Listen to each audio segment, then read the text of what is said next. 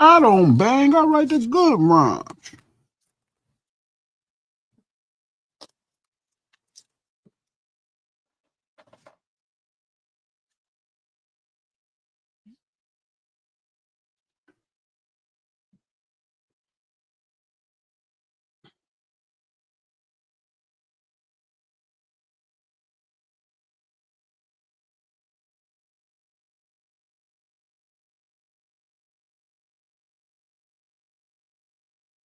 I don't bang. I write the good rhymes.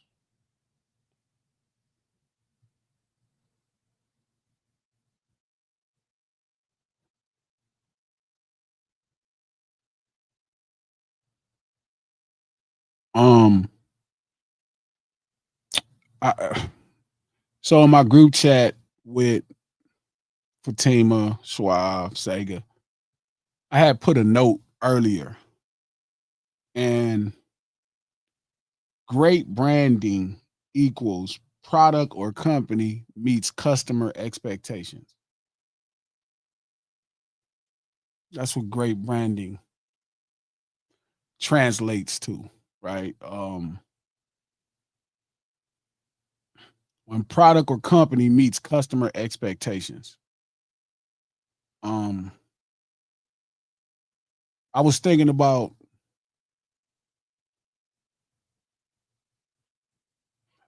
about something like what did I see this morning? See, that's why I try to put my notes together before I get to I try to put my notes together before I start talking. I got to do a much better job of putting my notes together. Um, I don't even know if it instructs the customer and they follow and believe. P. I think it's more about expectation than actually the instructions, right? Like let's say an artist like Kendrick Lamar, right?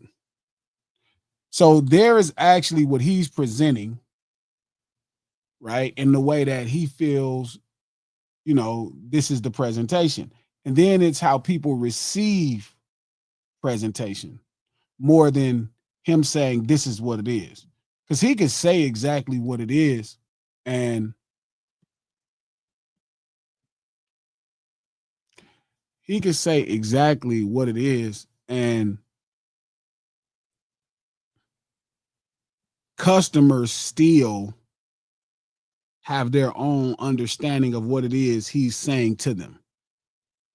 My homeboy Low Diggs used to look up a lot of clinical definition, and he said the clinical definition of hear is to acknowledge sound, right? Um, it means something is vibrating that specific sense, right? Something is being received by that specific sense. And we used to make a joke, right? And the joke was the homegirl would always be like, well, it sound like you said. Like he would say something and he would make it pretty clear, but she would say, well, it sounds like you saying. And he would say, you're not listening, you're hearing me. Right. So if the clinical definition of list and listen is to list and end, right? This is exactly what I'm saying, and I'm ending it here. He said, when you're hearing me, you're always going to respond with it sounds like you said because you're acknowledging sound. So again, the clinical definition he said of hearing is to acknowledge sound. I thought that was really interesting. But back to the point I was saying about Kendrick, where it's like, if great branding is actually the instructions you tell somebody, then the understanding only goes as far as they understands the topic. It's like when I do the TV show. Last night was the last night of shooting the TV show, right? We wrapped and shit. It was the last day. It went all the way to this morning.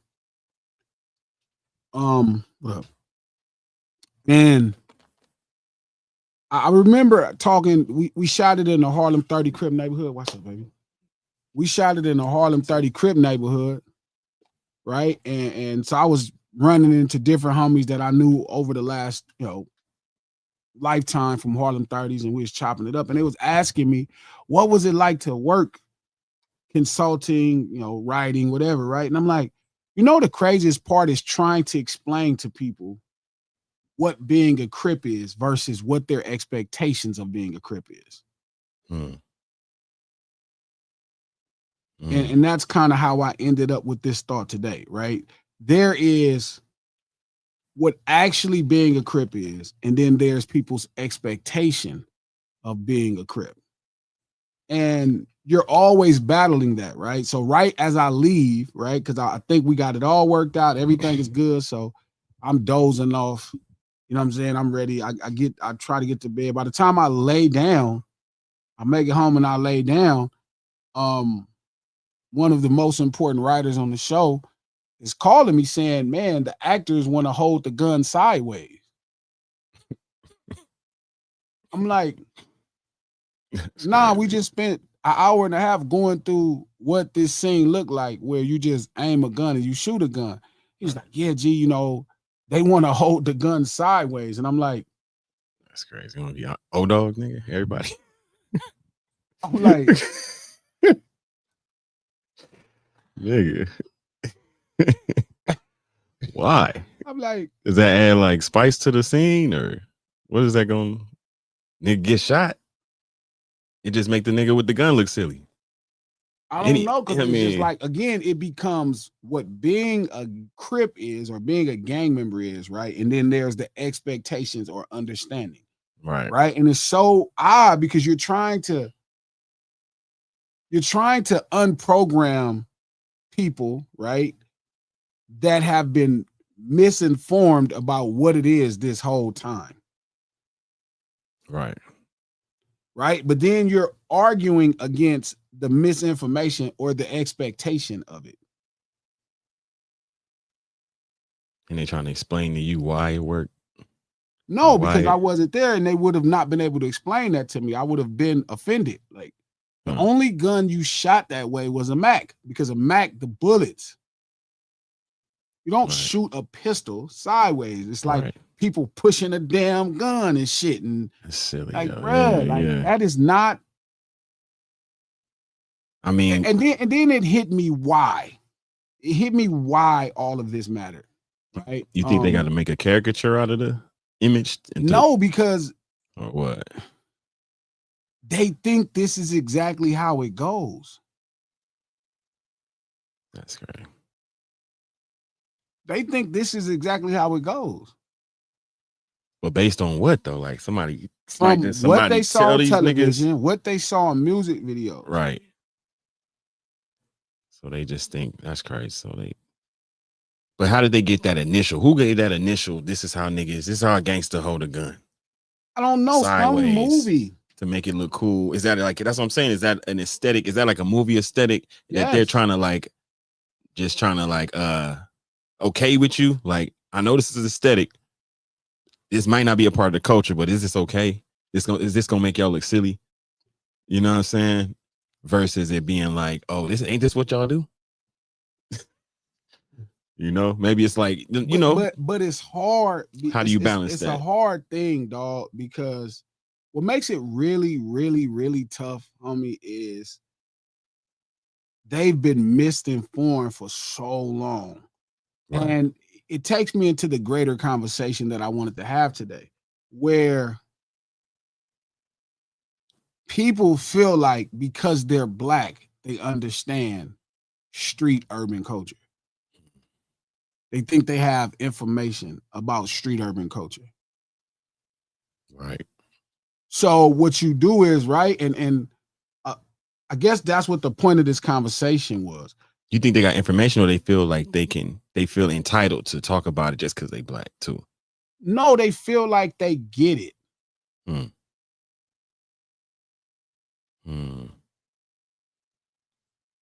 They feel like they get it.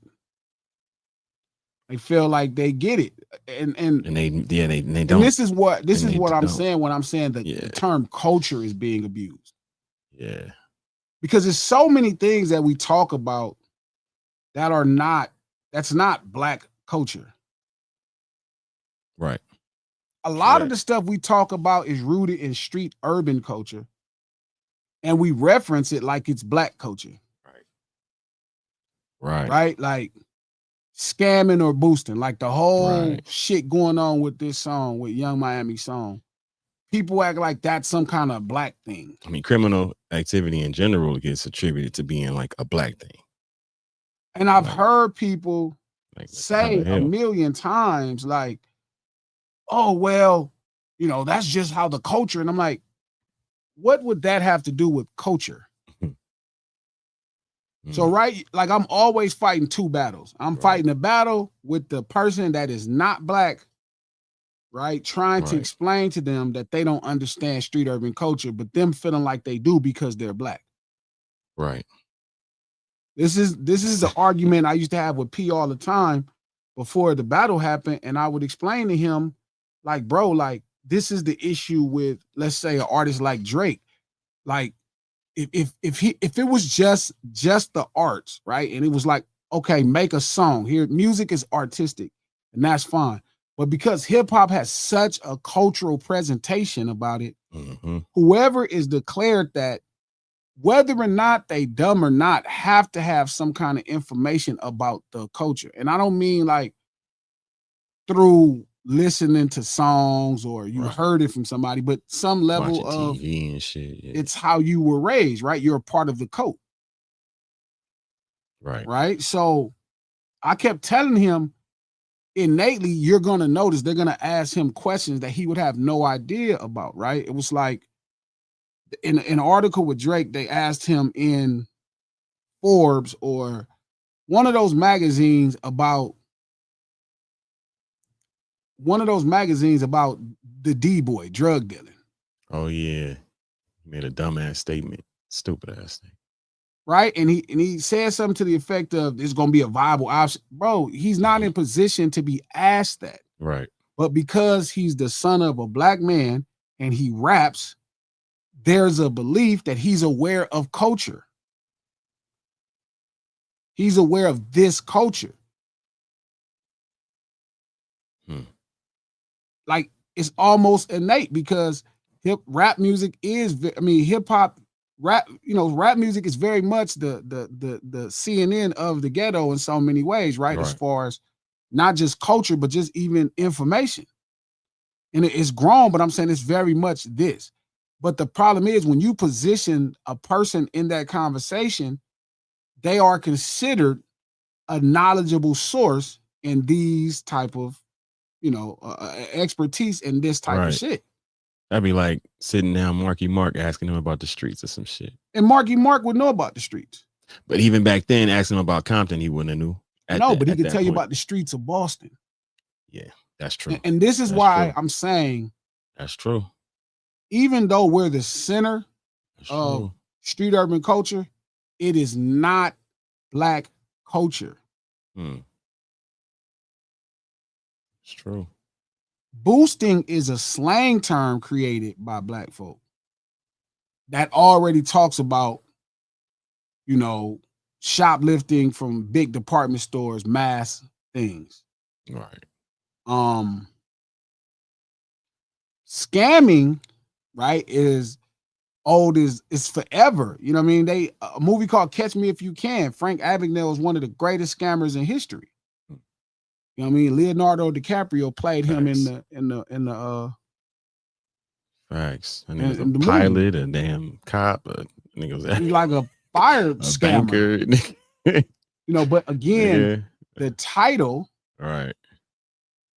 Catch Me if you can. Right? The title of scammer is very much a slang term, but it's old. All of these ideas are old. They are not black culture.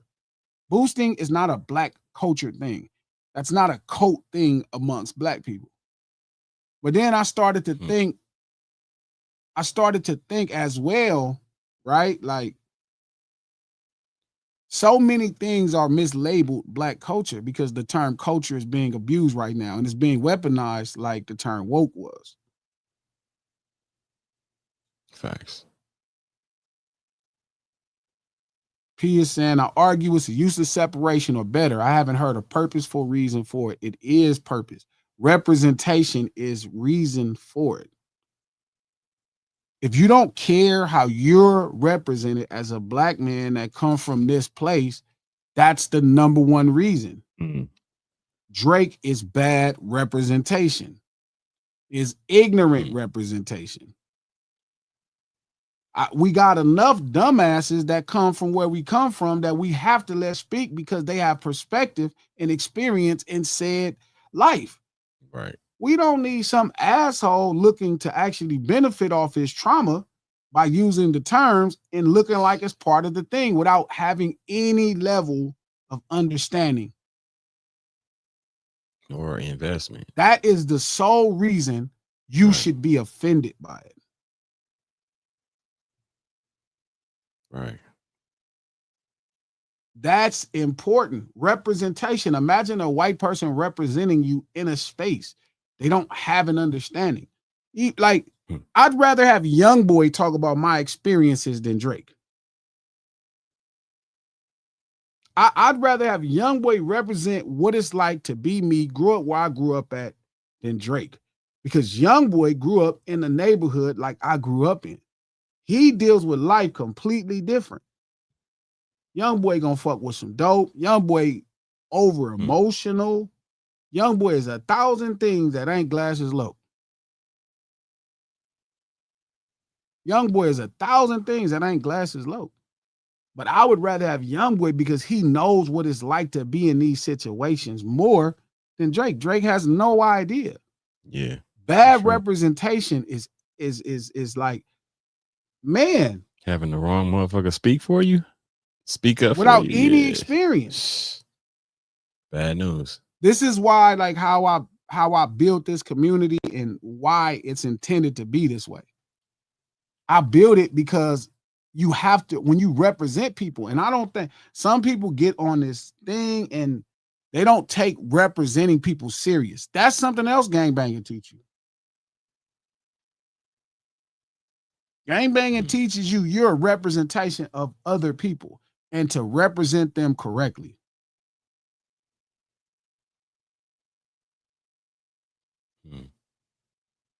Mainstream America is all about representing yourself. At best, your family. You know what it's like to have to represent a bunch of people that's not always around? Like, I have to represent myself correctly, not just for my mother, you know what I mean, Big O, not just for my dad and my family, but a whole community of people. Facts. And like at this point, right, the lunch hour is the same thing, right? It's like I have to represent correctly. So that's the burden of culture. That's facts. Gotta be fully accountable. That's the burden of culture. That's the burden of it. Culture. Because you're a part of the cult. Facts.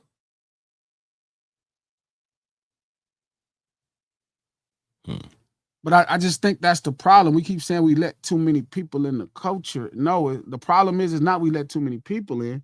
The problem is what it is being fucked up. We keep innately feeling like it's something that black people do, and it's not.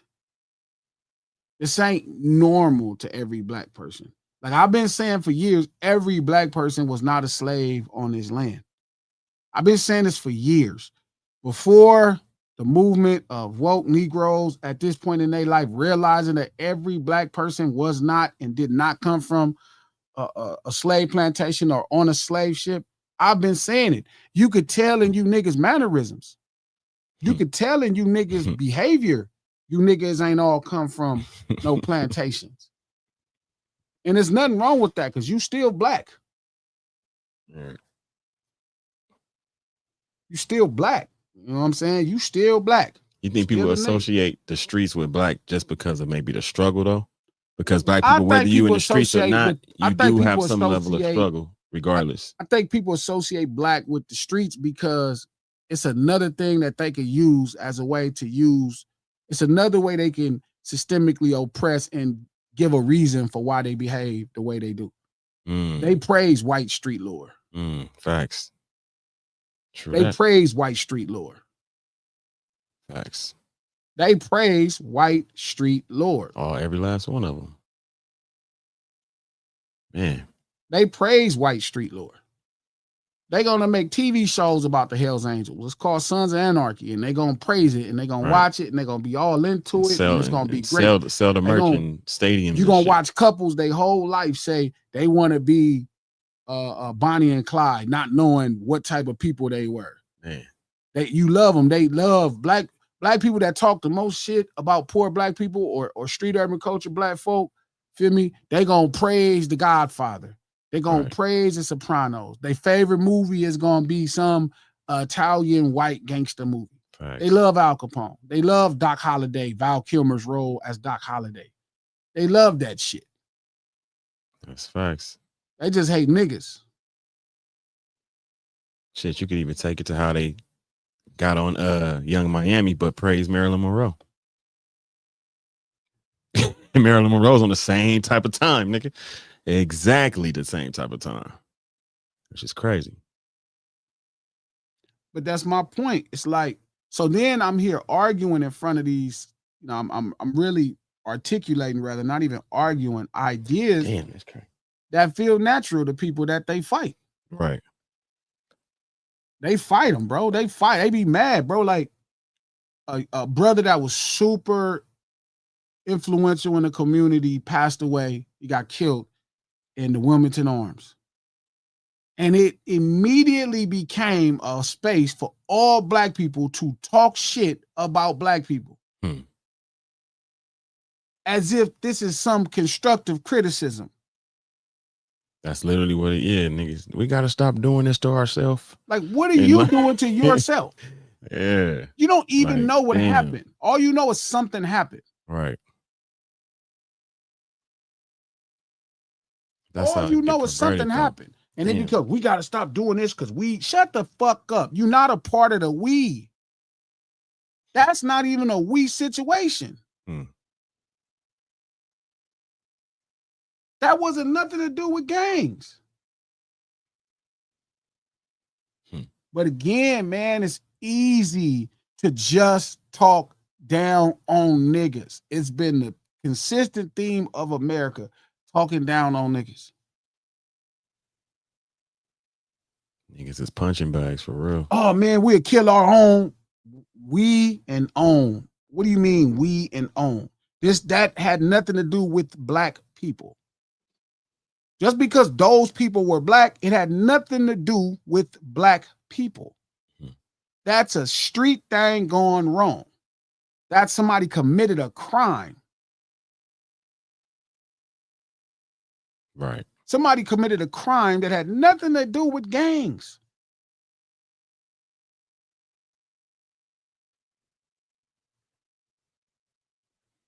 Nothing to do with gangs, bro. Nothing. You think about it, it's crazy how it's been presented and how it's been concocted. Like how we are natural, how it's just so easy to just attach us to some shit. And then, like you said, like to attach us and then pervert the narrative so that they can say, oh, this is that. Like, oh, a woke person, whereas woke, like you said, woke used to be a positive reinforcement. Now it's like, oh, it's an easy label I can put on somebody so I gotta hear them out. I don't gotta listen to him, a woke ass nigga. The adjective itself has become an insult. Yeah, it's an insult. This is you woke. This woke rhetoric that they're speaking, and it can be like just used to make it like it's an attack. It's weird. It's crazy. Well, the problem is every black and person is deceptive. not qualified to speak on things of street nature. That shit is crazy. That's the thing. Every black person is not qualified to speak on things of street nature. Right. It's a sense of entitlement. It's a sense of purpose. Like now they feel like they have a demand because now they're talking about black people. Oh, no. What happened there has nothing to do with black people.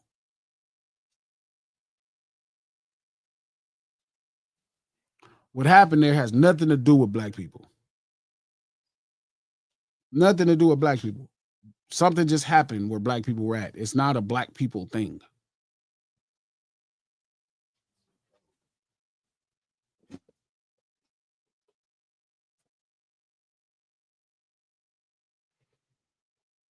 And that's the thing. Everybody wants, Coach, what up? Everybody is entitled. Everybody wants to just be a part of something for the benefit, for the conversation, for the social currency. Right. They want the social currency. They want to look like they're aware of what's happening in the streets. And they know other people are going to listen and giving credence because they're black. As if most people black is in the streets, or as if most people black come from the streets, or as most people black know the first thing about the streets, and they don't. Man. So you think the majority of black people don't know shit about the streets? I think the majority of black people do not know the first thing about the streets. Oh man, that's interesting. Okay. The majority? Out of 10 black people, 7 of them don't know nothing about the streets. Sheesh. I don't For know. real? I don't know. I think they know a 7. degree. It just nah. They know that it may. 7 don't it know depends on the anything degrees about the of Seventy streets. percent of black people don't know shit about the Nah. streets. No, people don't. Black Shit. people ain't this group of people that's fucking. People don't know the first thing about the streets. You know what? You might have some because I think about the new kids that get like 20 and down. How much do they really know? Right. Shit, 60 Right. and up. Six, Man, I listen to people No. argue. I'm telling you, 60 and up, nigga. people don't know about the streets, bro. 60 They don't and know, up. bro. It's Uh-huh. not like they've heard as much about the streets as white people. Maybe they don't know as much about the streets as you. No, they Right. don't know nothing about the streets. You White know, he might people? be right. Yes, the average black person knows what white people know about the streets. Damn. Huh. The average black person knows. I want you to white be people wrong know about the this. streets. Yeah, me too. Because Yeah, I I'm like want- trying to But think I about think, it. I Like, think that's the problem. I think people, y'all want me to be wrong, and I think people want me to be wrong. But the truth is, I've talked to people enough to know that they don't know. they just got no. You've clue, definitely spoken to more people than me for sure. Like no doubt, you just a talkative nigga. You be talking to people. Yeah, I Me- think, he made me want to talk to more people. But yeah, man, 70% of black people don't know. It's called the streets. yeah. I think It's I an think we might underground. conflate it with like. That's why I think I might be conflating myself with like just the No, struggle. the problem is y'all And grew just- up in the streets, so Right. y'all know. So y'all like, man, everybody grew up. No, they didn't. Nah, because when you talk No, to some they people, didn't. they just be aloof, real life. They You be, think so, Sega? they be So when missing you the talk to point with other certain black shit people, you don't think sometimes. they Sometimes I've had conversations with know knowledge of the streets? Yeah. You said white people knowledge of the streets. Yes. or they think they know, but they just don't. They don't. It's like they emulate it, but they don't really wholeheartedly live like. I mean, they know what somebody know that saw a YouTube video. exactly, it's something like that. You know. That's like saying most Italian people know about the mafia, or most Irish people know about the mob, or all Mexican people know about the cartels or Serrano gang. Okay, so let me clear this up. Okay, maybe I'm Uh-huh. just thinking about it differently. All right, so when we say streets, we talking about crime. We talking about the world that crime exists. Okay. World. Okay. that world. Okay. All right. Everybody is aware of crime. Okay. The I'm with you, streets Sega. is I a kind of thought place. maybe struggle Yeah, that's all I was thinking. In the- Like, growing up. Okay. Most Okay. people didn't grow up Yeah. in the struggle. Ooh. Most black I people. don't know. I think every black person has a struggle, No, regardless of Every like the person clout. breathing air. I mean, got they got a You struggle, don't but think I'm that's just kind of saying. Amber Roses? But No. even the black experience is still a little. I'm not saying everybody. Ours is worse, but we still have a very prevalent struggle that's just. and I think here we are. Here is undeniable. the issue. You know Wait a what I minute. mean? Hold on a second. I just want to clear what Sega's saying up real fast. So when you say ours is worse, I don't say when it's, you say you're not saying ours is worse. yeah, you because talking I'm not trying to invalidate other people's. Like every day, everybody has family issues. Everybody got when you relationship say issues and everybody, shit we're talking like about I'm talking about worldwide, every race, everybody, Okay. race, color, creed. But we still haven't have our own experience that we do experience outside of that nobody else experiences. I'm gonna go on the limb The saying crazy America's part ours is worse. The crazy In part America. is Yeah, I I'ma go on that I limb. wouldn't argue that. I'ma You go know on what I'm that saying? limb. I wouldn't even argue it though. the Real shit. crazy part is, first off, like struggling is not unique to black people. Right, it's not. Right. Well, that's But the facts. type of struggles The that we street- face, the streets is very much an underworld. we do have a It's a unique experience world. in America. It's a world. It's a complete culture. It's a complete everything. Right. Hearing Glasses talk about the streets make me think about Gotham and shit. Because then again, imagine that like they don't know about the streets. That Okay. man didn't know about the streets. Nah, real. That man don't like. They could be parallel, but you don't know about them. Like there's something to know about the streets. Okay. all humans got struggles. Every human being Right. that tell Yeah, you for they're sure. struggling. For Right. sure. That's For what I'm sure. saying. That's I'm right. not trying to.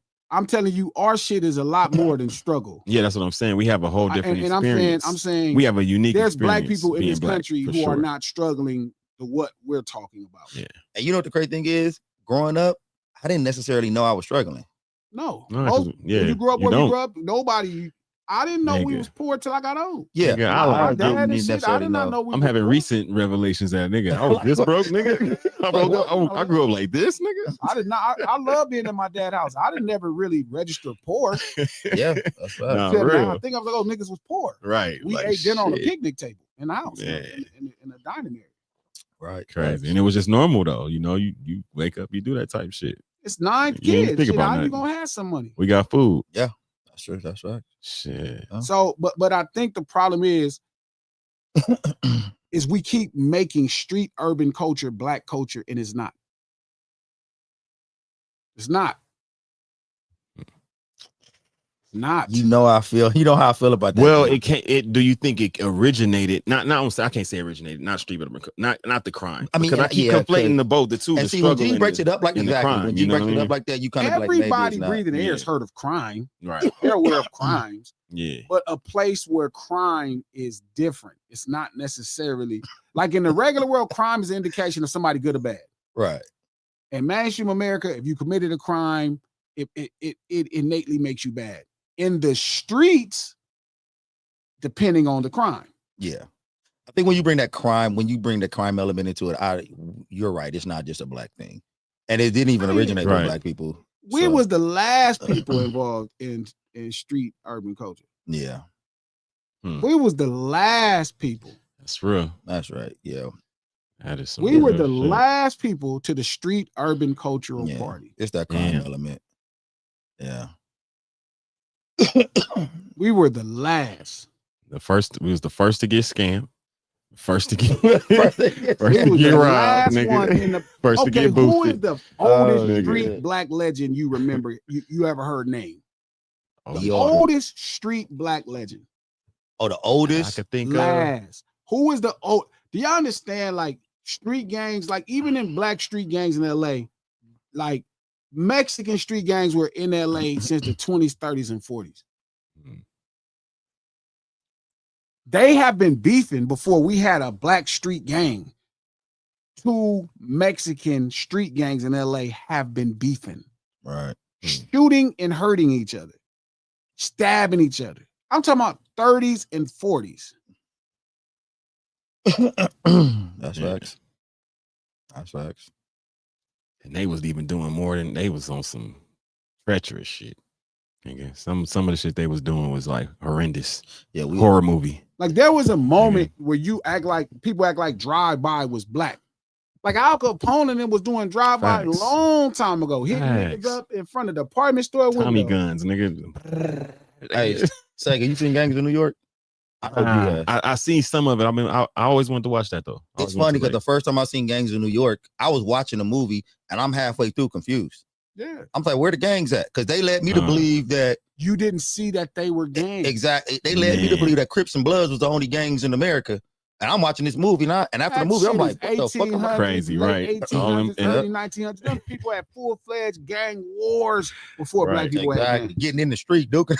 Yeah. Cracking. Nah, I did see that Nah, part where it was a everybody knife like sword, came out. It was all them chain, fighting and shit. No guns this time, no guns. Knife, swords, chains. Yeah. And you know what the crazy thing is about it, G? Watching that movie made me showed me how much gangs were just communal. Yeah. Like Real shit. their community is just getting together. I'm talking about the nigga who shine your shoes. All right, it's time to get down. All right, let me go get my shit out the. Right. But when they look at black gangs, it's the savagery. Like us savages, like they make Yeah, us look the just gangs in New York is a irrational. real move. That's about real Yeah. gangs. Yeah, that's real. Yeah. They make us look irrational, silly. We don't know how to shoot guns. But we Yeah. have so much We don't know how respect. to. And again, and this is what I was telling Trap, this goes into that space of self-hate that you don't Yeah. realize is Mm. self-hate. Right. Like I saw somebody again talking about what happened in the Wilmington Arms saying, see, we don't protest when it's black on black crime. Yeah. That person gonna get arrested. That person gonna go to jail. You'll watch 1,000 black people bring up Black Lives Matter. Black lives don't matter. There's black people. First off, Black Lives Matter is a movement, again, for the 1 millionth time, is a movement about prosecuting people that get away with killing black people without any accountability. It's not just about black people dying. It's about actually justice being served when a black person is killed. There were so many situations where black people were dying and it was not prosecuted by the law. That's what Black Lives Matter is. It's not about black people dying, how they are dying. One thing human beings are going to struggle to do is, like, again, crime is crime. Like that thing that's loosely labeled and ridiculously self-hatred, black on black crime is a facade. But stuff, what you speaking on, what I really dislike is when black people come up with these pejoratives. Like when a black person come up with black on black crime. Right. I don't like that shit. Like now, you know, like woke and shit like that white people made a pejorative. You know, it started off as something that was supposed to be this, but then they weaponize it and make it this and make it a pejorative, you know, make it bad, make it a bad thing. So I hate when we together when us come up with shit, talk about, why do we talk about black on black crime? Some shit that don't exist. I don't even know. They just made the shit up.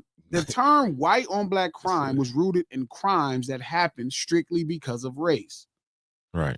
That's what that idea means. So to use it again, it's another way to say I hate niggas. Right. You killing niggas because they black. So again, when somebody be like, well, what about black on black crime? You killing somebody black. It's different because black people don't kill each other because they black. All right. White people, the only people, and I hate to say this shit, like white people, the only people going out their community to commit crimes. Like that's the problem. We in our community and we commit crimes and we do. White people, even out the white areas to come to black areas. Now they don't call them crimes. They call it policing. Yeah. But I think they be fucking with each other too. To be honest, I think that's just for the most part that culture that they have is just one of the what it is. And we got to stop saying the culture that they have. No, when I'm talking about culture, I'm saying nigga, I'm talking about European culture. When you don't have a culture, nigga, that's what I'm saying. If you go, they do, and it's pretty nefarious. It's pretty unscrupulous. They don't really. It's not really. Yeah, it is. I think we call it a culture because that feels comfortable, and then we want to make just listen. So, okay, because it's not a coat of them. Coat is a small number. I don't want to say nothing that's gonna make. Large. Just listen to what I'm saying. It's important to understand what coat means. Mm-hmm. We got to stop acting like everybody got a coat shirt. Nigga, they do. But go ahead. I'm gonna let you cook, but I'm gonna give you some. Sure. I'll tell you. Yeah, go ahead. Like there's no coat of people to have a coat shirt. Okay. Like white people have tradition sometimes. Now Italian people, poor people have coat shirt. There are some German people that have coat. But everybody don't have a culture, a shared belief, blah, blah, blah. That's not normal. What would you call the Klan, G?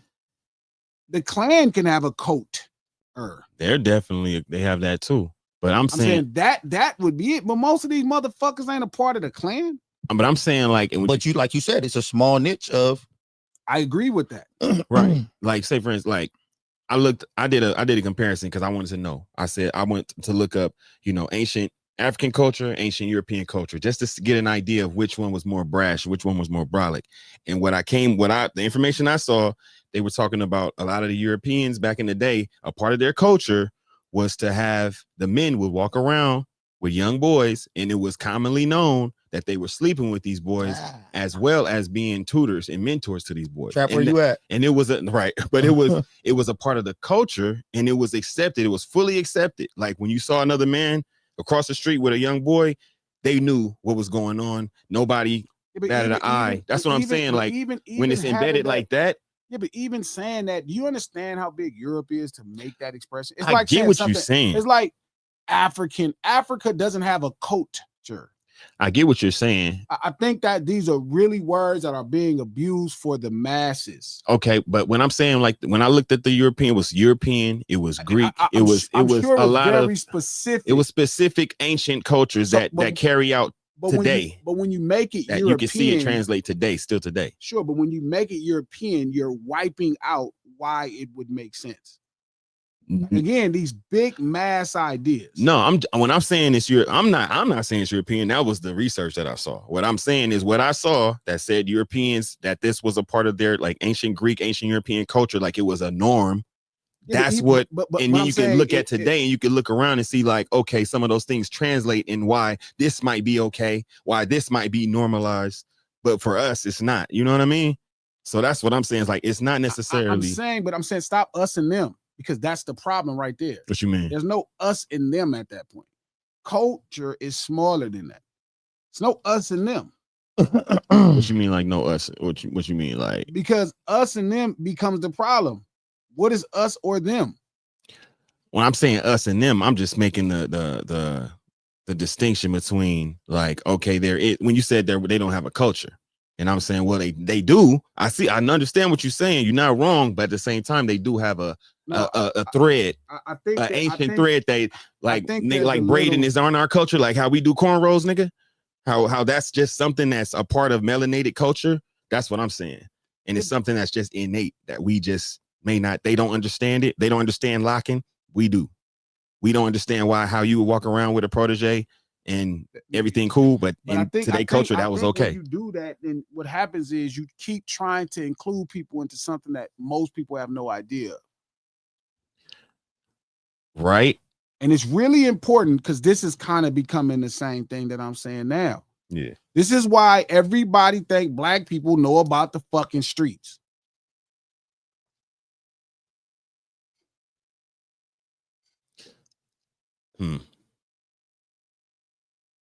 This is why people think everybody know about the streets.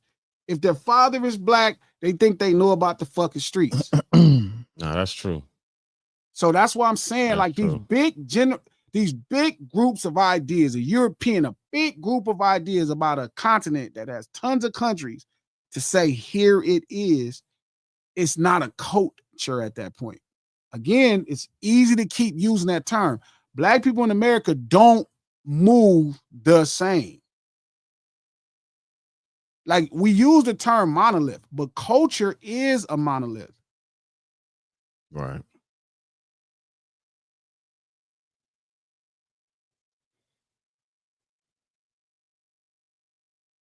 And that's kind of why I'm starting to feel like when I keep seeing the word culture and I keep seeing it being abused, like, again, I'm arguing with P in this same thing. I'm like, bro, just because you're black, that don't mean he understands the streets. He has zero idea about the streets. Zero ideas. None. I don't give a fuck who his daddy slept with.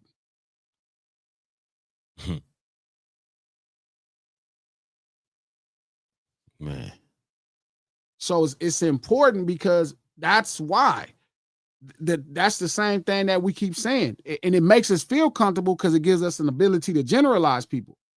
But you got to get deeper into it if you're going to have a conversation. You got to go to which people in Europe. Well, you got to get to which movement. Nigga, it went by like, I went from like haplogroups on. You feel me? That's where you need to get very specific. Right.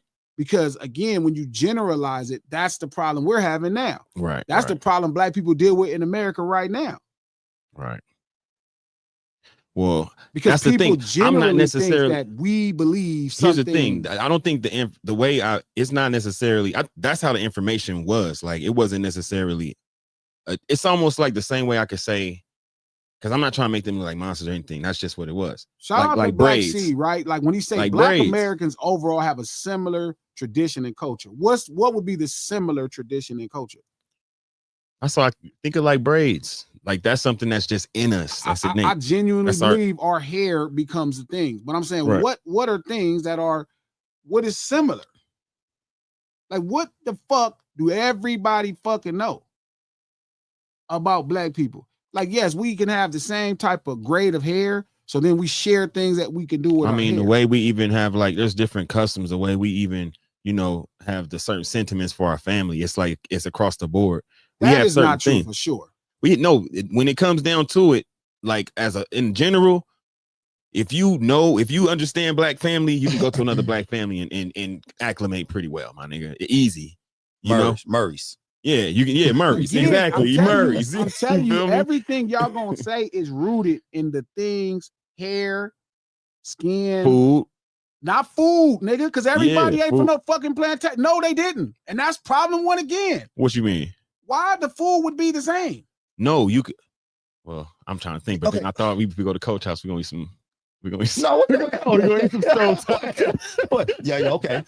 You We're might gonna be eat right some about that. stovetop. But Coach still understands barbecue. He still understands soul food. He still knows what it's like. He still know what the yams is about, what the greens is about. No, again, Y'all know, gonna get some real stuff in my house. I'm the only nigga who eats stuff. But y'all are making it like that's a standard in black people's house, and it's not. Well, it's not. Every black person, listen, everybody's black family does not come from slavery and plantations. Right. But in every black family, it's still held to a high standard, high esteem if you know how to throw that shit down. Throw what down? Yams, mac and cheese, greens. Why would somebody who never in life has no connections fuck with mac and yams? I hate Brussels sprouts. What you mean? This is Coach's point. Why would they fuck with yams and greens? And why the fuck would you make greens? there was more to it. There was also the fellowship, the communion, and all that. All that was a part of the soul food ceremonies. Black people in America did not come from slavery, bro. But I'm just saying, it don't have to be slavery. Slavery is the cuisine you talking about. But the cuisine just represented what we already were. Because cuisine would have been the cuisine would have been something nice if we had better shit to cook. No, the cuisine is a slave thing. Right, but that's because it came from the slop. But we made something out of nothing. If we had something to really cook, we would have a different cuisine. Didn't come from that. Everybody's family did not come. Right, from but they came from that idea of the togetherness of the community. Whether they had slop to cook with or they had some good shit to cook with, they still could still recognize that community, that felt that union that comes with the blackness. My nigga, it just is what it is. But every time you're saying that, history has proved you wrong because that's wrong. How? That's the argument we having now. Because most people don't understand what the fuck is happening. You don't listen to how many black people right now talking shit about black people. Nah, real. They are. No, they fucking didn't. No, they fucking didn't. They don't give two fucks, nor do they know two fucks about what's happening with poor black people in this country. You said they're talking about black people. Yes. Yeah. Black people. Yeah. Because they don't understand. Yeah. Okay, let me ask a question. This shit crazy, and I'm telling y'all, and I think it does go back to everybody thinking black people in this country were slaves. Soul food is an American slave cuisine. Right. Facts. Okay, but G, okay. So when I hear you and Sega, when you guys are talking about this, Sega's talk comes across a little more unified. Yours almost kind of sounds separative a little bit. Because we're not unified. And the problem is, and I think that's what people having a problem with. I know, but that's because that's why we can never make progress. Well, we don't see that people that's not unified. Well, now, we're black. Like black people can share the same experiences in America. Which we do for the most part. Everybody gonna get treated like a nigga. Facts. Everybody black in America is gonna get treated like a nigga. I don't think it's a nigga breathing air in America that did not get treated like a nigga unless people didn't know they was a nigga. So what would you call that? So the experience of blackness. The black experience. Yes. See, every black person experience for sure. Look at it like this. This is my idea. It's my personal idea. The experience is how people treat you. Culture is how you treat other people. How you talk to other people, the things you believe in, like with other people, how you share meals with other people, right? It's all of this stuff. That experience is how people treat you. Culture is how you treat people. Does that make sense as an idea? That makes sense, yeah. So yes, everybody black in America, if you were black, feel me, for sure you got treated like a nigga. That's to somebody's point that was at the lunch table. Some degree, Jim Crow and all of that. Right. For sure. Soul food for sure is only an American slave cuisine. And then it rolls out of that. Slavers, different people. It's a slave cuisine. Nobody like it is. This is But it's where a slave. soul food It's a comes slave cuisine, but it derives from the already having previous knowledge on how to prepare food. So let's prepare this food, this slop we got, the best we know how.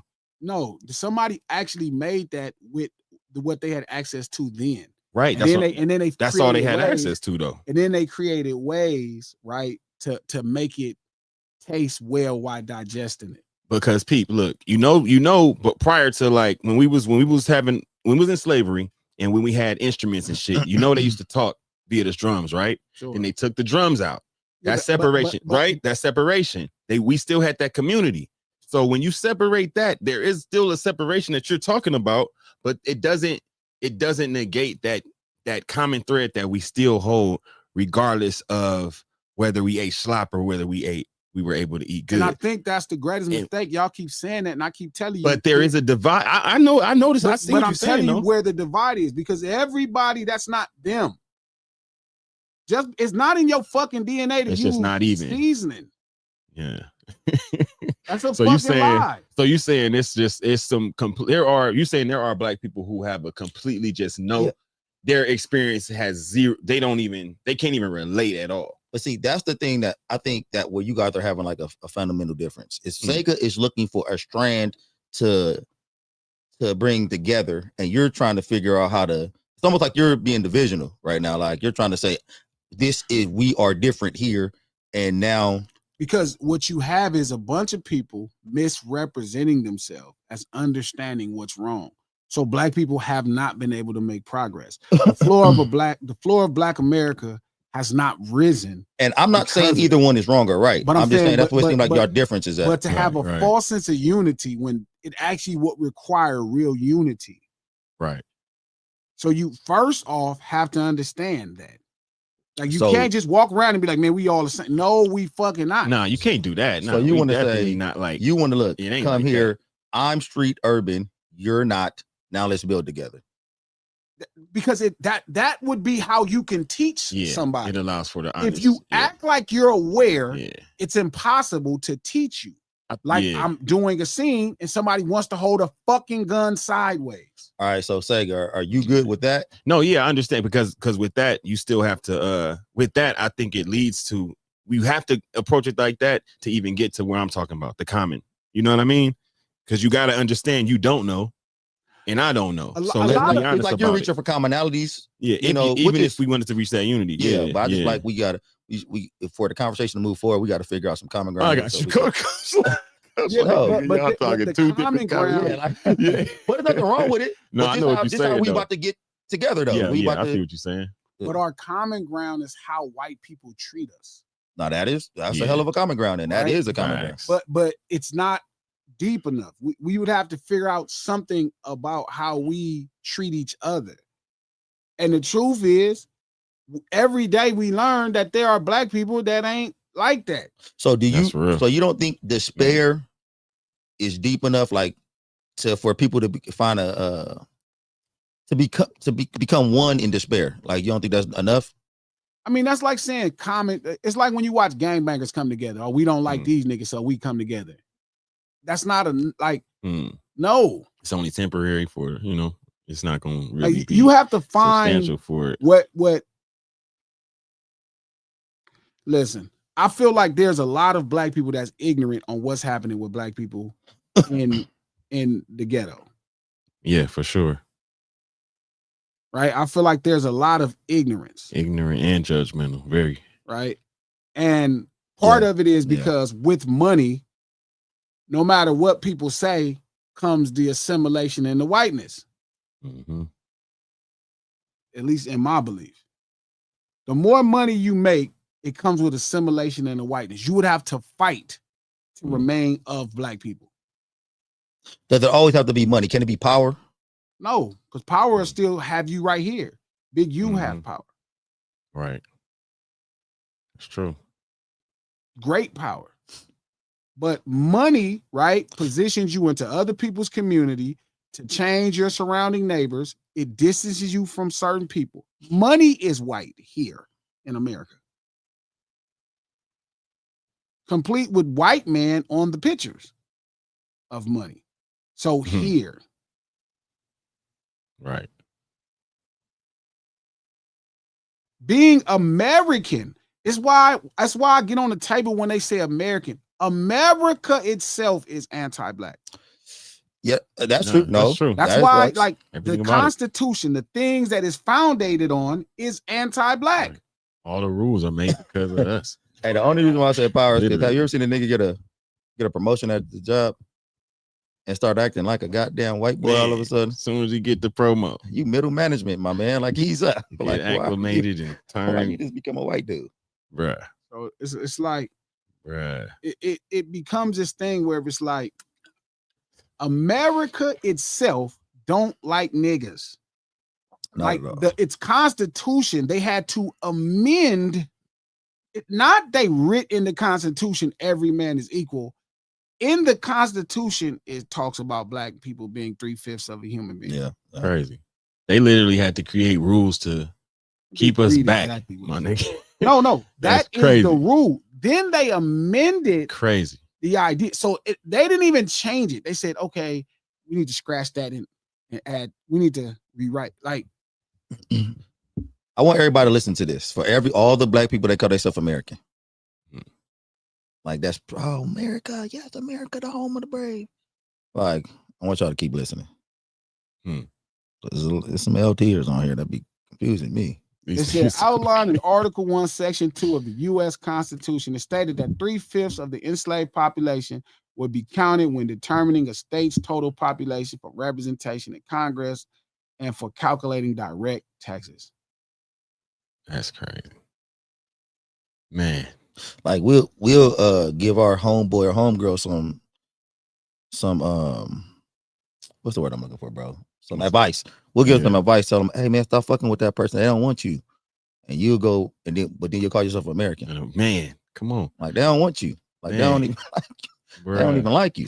I mean, I'm not even finna get into the conversation. I'm just saying, the more you find yourself American, is the more you probably not gonna fuck with niggas. That's like Stockholm syndrome to the T. You gonna look at niggas like your problem. Because America, just that's how I see it. What about those Americans who are just, using that to just go and play out? They got to play out the role, but they don't really, somebody who understand the game and they just, all right, I'm gonna just put this flag on my. I'm gonna say this about that. I think that's the movement that's happening.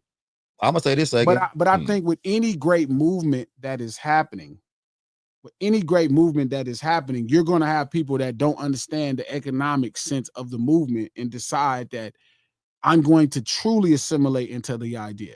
It's like if 4 people was like scamming, like, right, they were acting like they were prostitutes, like 4 women, and they were acting like they were prostitutes to rob people. Somebody, right, is probably going to end up being a prostitute. Exactly. I was about to say, at the end of the day, you heard about actors.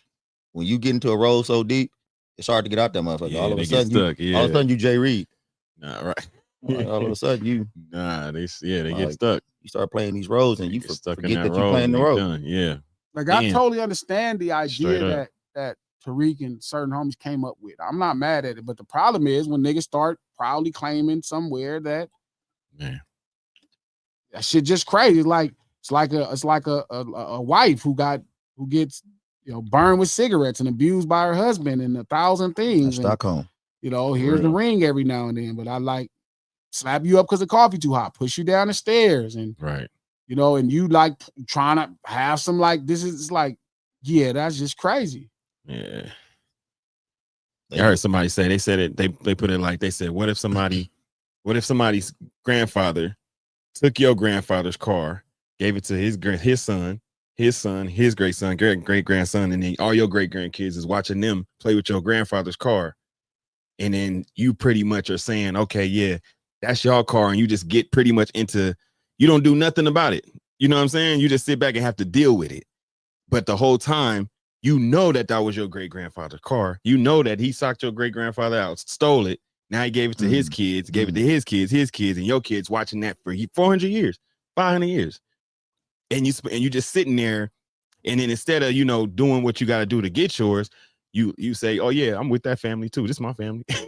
It's kind of like that. Somebody, it kind of put it into perspective, like, you know, what we dealing with just as a whole, and then trying to also just wake up every day and just still be cordial, still be loving, still be caring, still acclimate with society and everything. It's kind of crazy. Again, like, I'm not trying to get into that conversation, right? Yeah, it's I'm saying culture is a lot different than just DNA.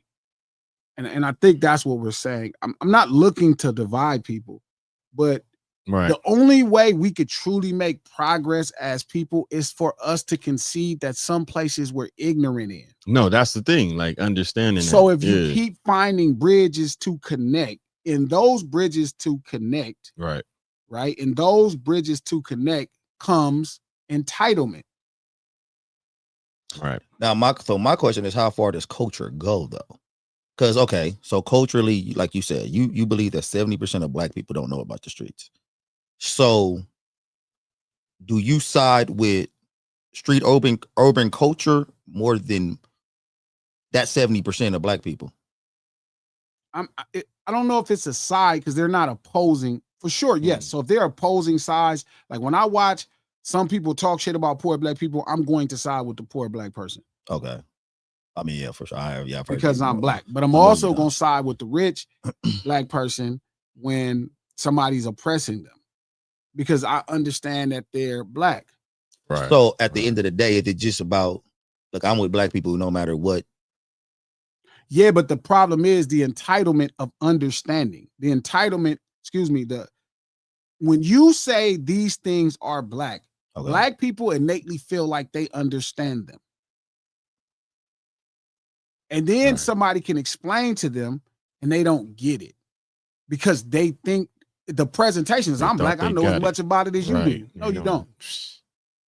Like boosting and scamming are not Black culture things, but Black people automatically argue from that space as if they were, because they feel like they're entitled to anything within the discussion. And it's like, you don't know. I get what you're saying, but by what you're saying, Black people with no people have anything 100% in common. So how do you group us? Or do we just go everybody's different, but we all got to come together as one though? I don't know, because I don't think that's really the solution, right? It's like a level of respect that ain't there. You have to first concede you're ignorant. Okay. Mm-hmm. And I think that's the hardest thing to concede. Right. Like I saw an argument happen online with the football player, the tight end from the Broncos, Shannon Sharp. And Shakur Stevenson. And Shakur was explaining to him, right? And Shakur was out of line a lot in that conversation too, but he was telling him, he was explaining to him, he was wrong a couple times. Whoa. Oh, you know what? Let me say this. I didn't listen to the whole thing before. But the one thing that he was saying to him, Shakur Stevenson was saying, is you're ignorant about boxing. But because he's a fan, he's like, shit, I know something. And it's like, part of this is the same entitlement that comes with just being Black. I'm telling you, we tend to label things that are of the street Black culture. But okay, so with your analogy or your example, I think maybe it would have been better if everybody was boxers, and then a certain number of boxers thought this about a situation. No, look at it like athletes. Okay, so Shannon Sharp is a Hall of Fame athlete. Right. So there's certain places Shannon Sharp as an athlete can connect with Shakur Stevenson as an athlete. That don't mean you a fucking expert in boxing. That's true. Yeah. And it's the sense of entitlement. That's how I feel. Like Black people feeling like they understand. There are people to me that grow up in Compton that don't know enough about gangs. We're going to talk after this, because not about this, but I do want to know what you thought Shakur was out of line about. But we'll talk about this after this conversation. But But I see what you're saying, because when I was listening to that conversation, I was appalled. I was appalled, actually. Like, I'm listening to Shannon Sharp talk. I'm like, what the fuck is happening? Yeah. So I see what you're saying. Was he trying to? You think was he trying to like relate certain aspects of football to boxing? No, he Or was just he like this how you throw a jab, like this how you do it. He's been in it, but to me that goes the same thing. Is here we are again, where black people feel innately connected to the streets, and they are not. The most telling thing about their conversation, Psycho, was when Shakur told him, when he told Shakur Stevenson that he needs to put himself in danger, and Shakur said, "I got in the ring, like I am putting myself in danger. I'm in this. I'm in the ring. Like if you get in the cage with another lion, you already put yourself in danger. Right. Like you can't come tell me to now put my head in the lion's mouth. Right. That shit. Now I'm just being stupid at that point. So I see what G's saying with his analogy. I don't know if I like the athlete. They're just both athletes. I'm saying well, that's the black commonality. That's black commonality. But to me, them being boxers will make them a black. Like them being athletes, it's almost like us saying you being human.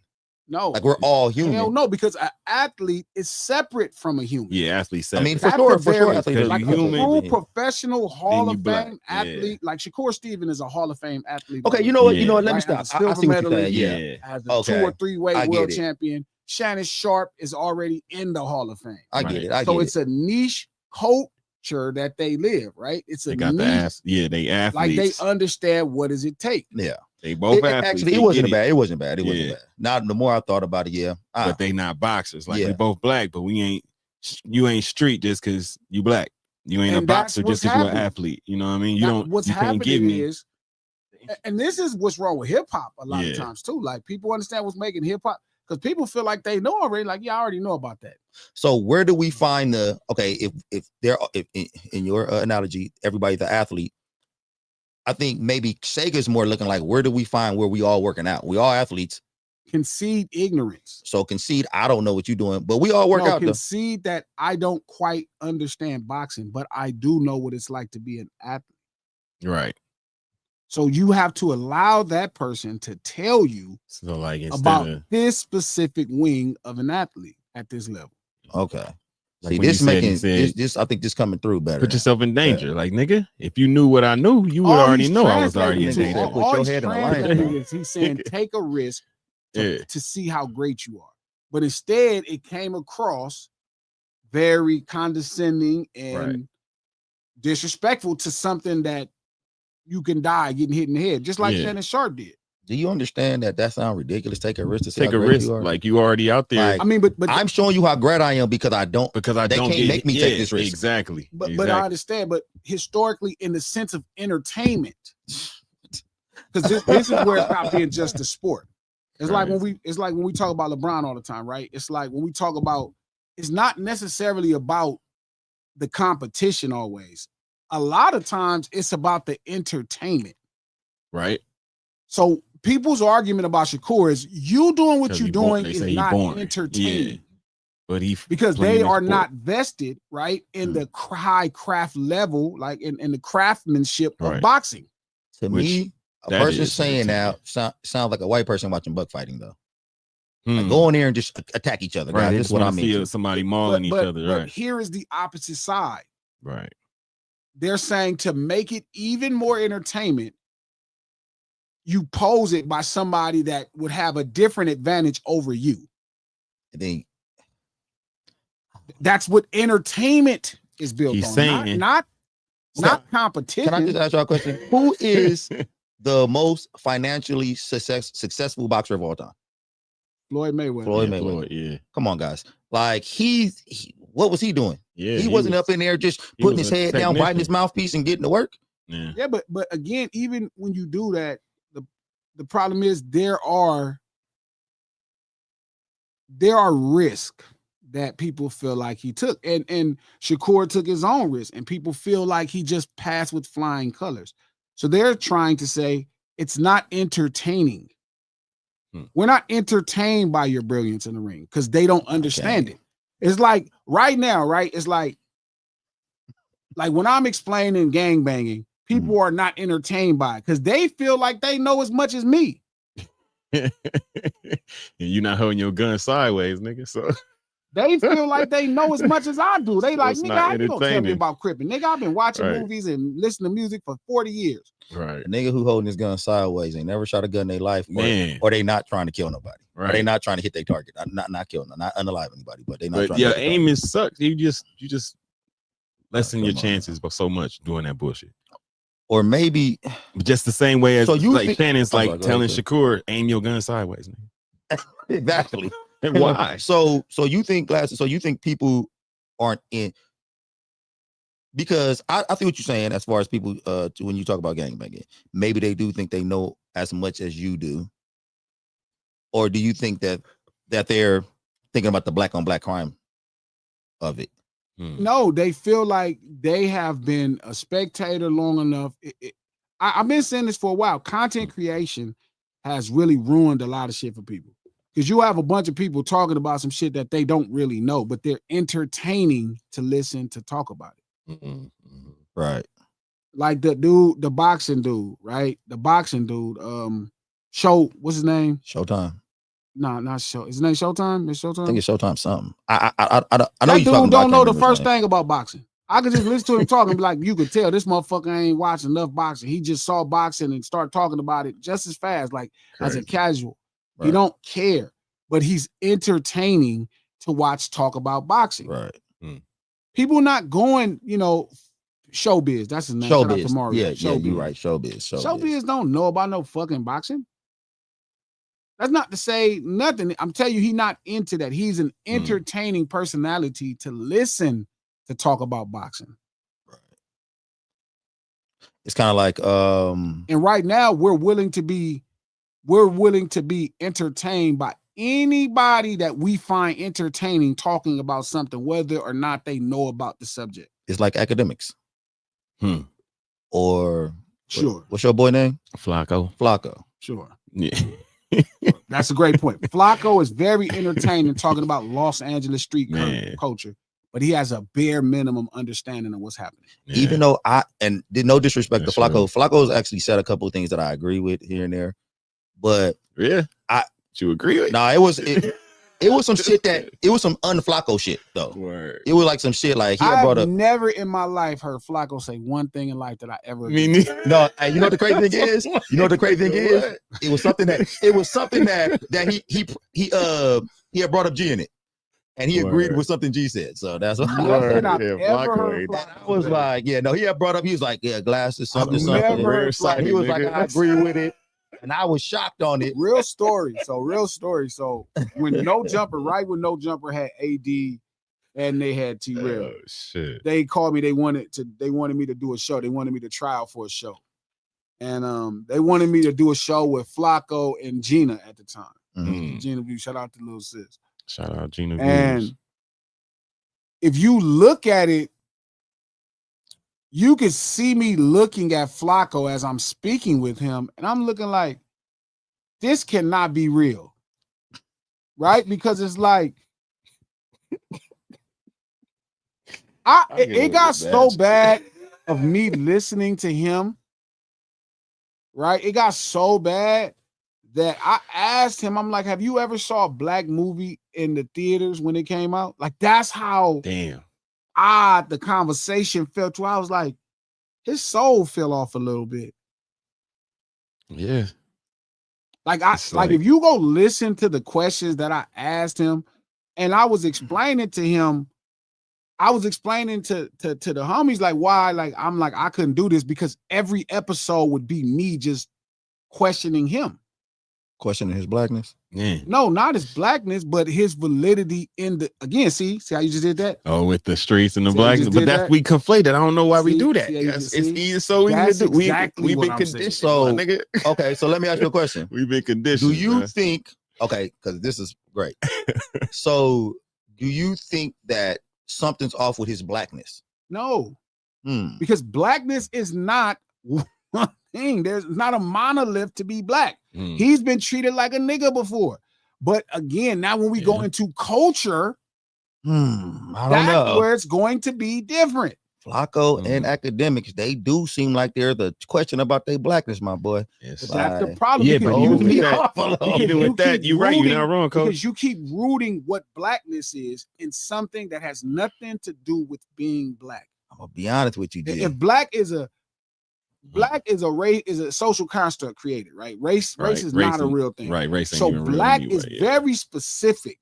Okay, let me say this real fast because now that I'm thinking about it, and I agree with the majority of the stuff you're saying here. But so when we talk about street urban, and I get that it's not just straight black, but some of the codes that come with being a street urban individual, a lot of people who are not like my father, the guy who raised me, Hosey, you know Hosey, he wasn't in no goddamn, he was picking cotton. He was doing he was not in no streets. He was born in Mississippi, but he also knows that he should not be tattletelling on. Like he understands this already. So I think a lot of black people who's not in the streets understand some of the code though. I think again when you're saying my mom is not street urban at all. She was born in Germany. But that don't void them of being raised in street urban culture. Like one of the first street urban culture you rule that we innately make black is if somebody hits you, you better hit them back. Exactly. That's not black. I don't know. I know because y'all cannot concede the world. I don't know. All black people don't teach their kid that. Okay. And all white people don't. So I'm gonna say this then. They go if it's not black, I can't go with the 70% then. Like if it's not black, I can't. Because maybe it's less. I got to be a lot of. I've met a lot of black people. I don't know if 70% of them is gonna tell me that hey, if my kid get hit, I want him to suck it up and tattletale. Yes, most people want them to go. There's a lot of people that are trying to acclimate to that. Most American people want you to go tell the teacher, and they will go tell the teacher. American people. American. I said anybody here. I mean, those are the whites to you. No. Anybody on you don't this think black plot people of should be called land, most people on this plot of land American, is going to say that. You don't want black people to call themselves American because Americans aren't. It's not as an American. I'm telling you, here's a thing, right? Here is a line. Yeah. Right here's a line. Yeah. It's people below this line, and it's people that live their life above that line. Hitting somebody back is against the rules. So you think 70% of black people grew up middle class or higher? Because I feel like we just learned that growing up and we're in our areas. Nah. I think for sure right now, I don't even think it's just as simple as that, especially today. I think part of it also is the internet has made you not have to congregate with the coat. Like my mom was not outside. Right. As soon as I come in the house, my first fight I ever had, she came in there, she looked, and it was a little shocking to me. I came in there like 9 years old, and she looked at me dead in the face and said, "Who won?"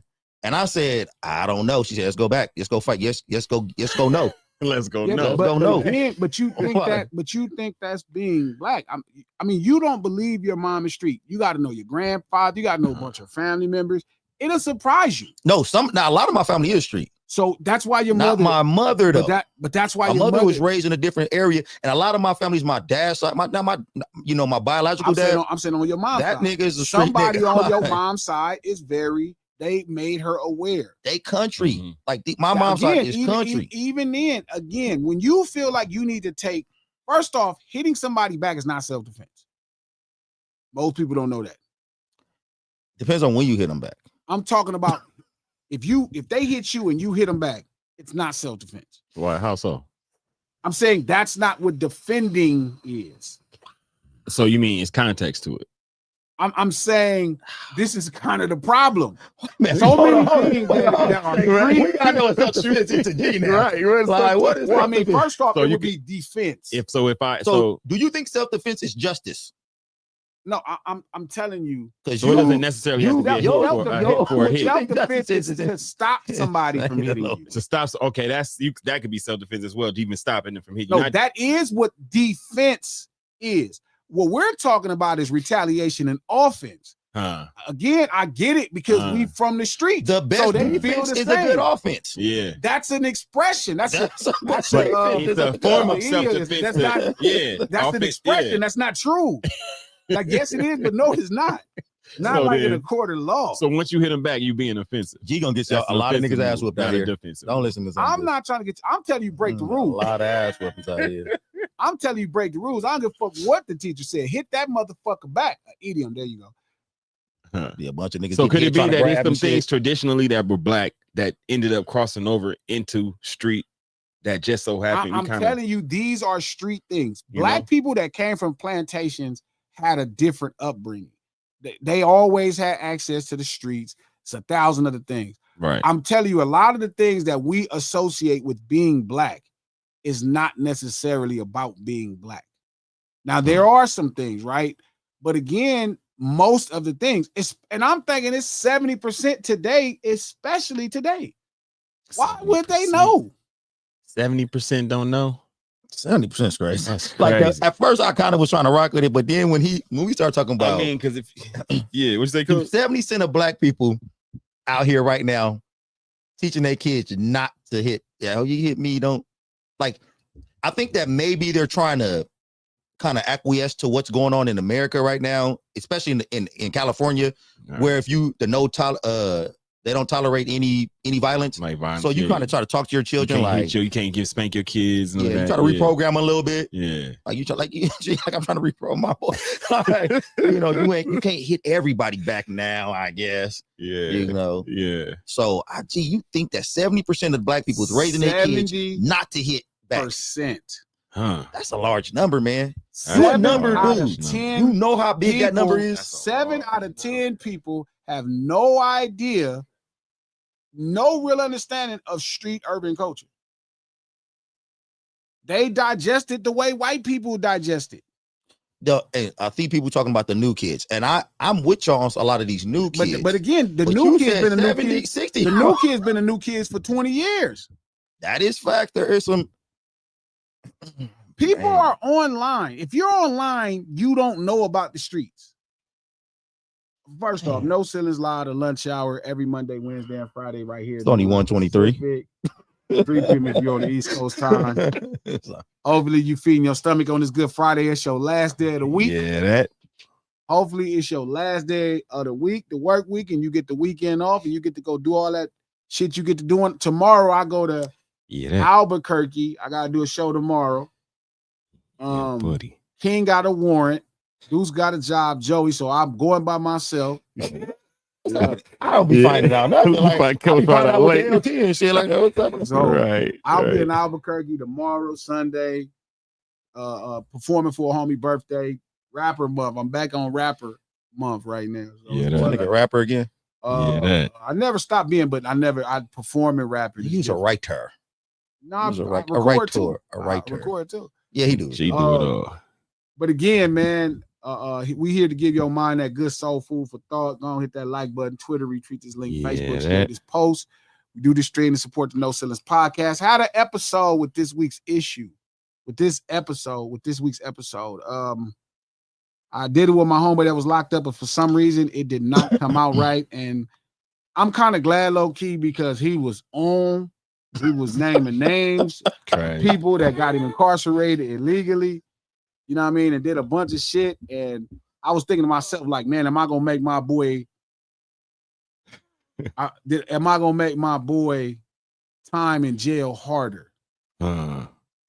With the episode? Yeah, and God took the episode away. Man. Nigga did, he did not have an episode. He that's evidence. Yeah, right. No, because he already got life. He already got life without. You saw he started naming other niggas' names though. Yeah, he went in.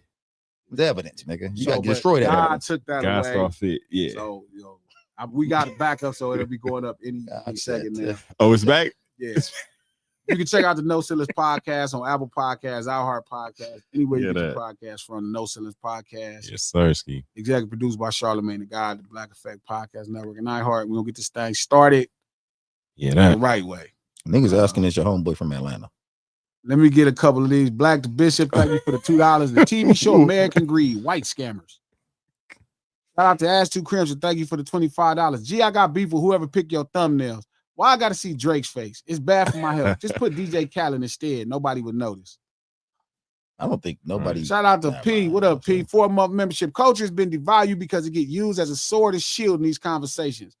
The truth is, P loves Drake. He needs to keep Drake in his life for some reason. That's his hero. So he's gonna always feel like that's been a sword used to cut Drake's head off. He's gonna always hate the term culture. But that man needed to be headless in this cultural conversation. He shouldn't have any representation in this conversation because he don't know enough about it. He don't know nothing about it. So I'm okay with P being upset at Culture being the sword to chop his head off. He didn't deserve a head in this space in the first place. Shout out to Ash. Thank you for the $10. Dude in the back sounds like a healthy Lil Wayne. Sega sounds like a healthy Lil Wayne. Crying. Mike, yeah, thank you for the 3-month membership. Been locked in. We still locked in. A healthy Lil Wayne is so Shout out to Ash. descriptive. Thank you for $25. Hove ascension after Tupac and Biggie's death is like if MJ and Prince died early and Rockwell became the biggest black artist in the world. What in the world? Yo.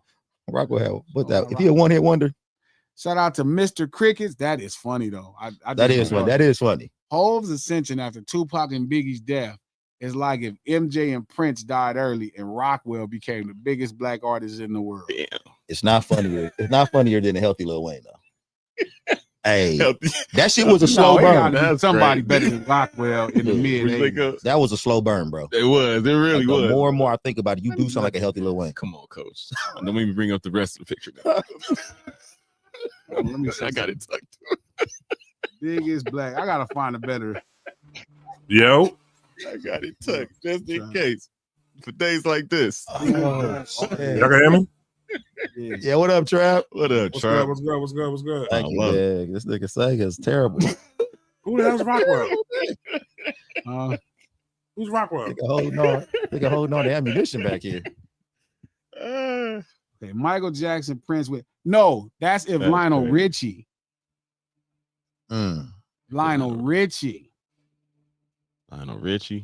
Hove ascension after Tupac and Biggie's death is like if MJ and Prince died early and Lionel Richie became the biggest black artist in the world. Damn. Lionel Richie? Yeah, I'm okay with saying that was Lionel Richie got that after Rick James did that out there. They stepped Lionel Richie up like that. That's the point. It's Lionel Richie, yeah. So I like that, but I like Hove as Lionel Richie in this conversation. But you do that, G. You and Trap be taking the fun out of niggas' analogies and shit like that.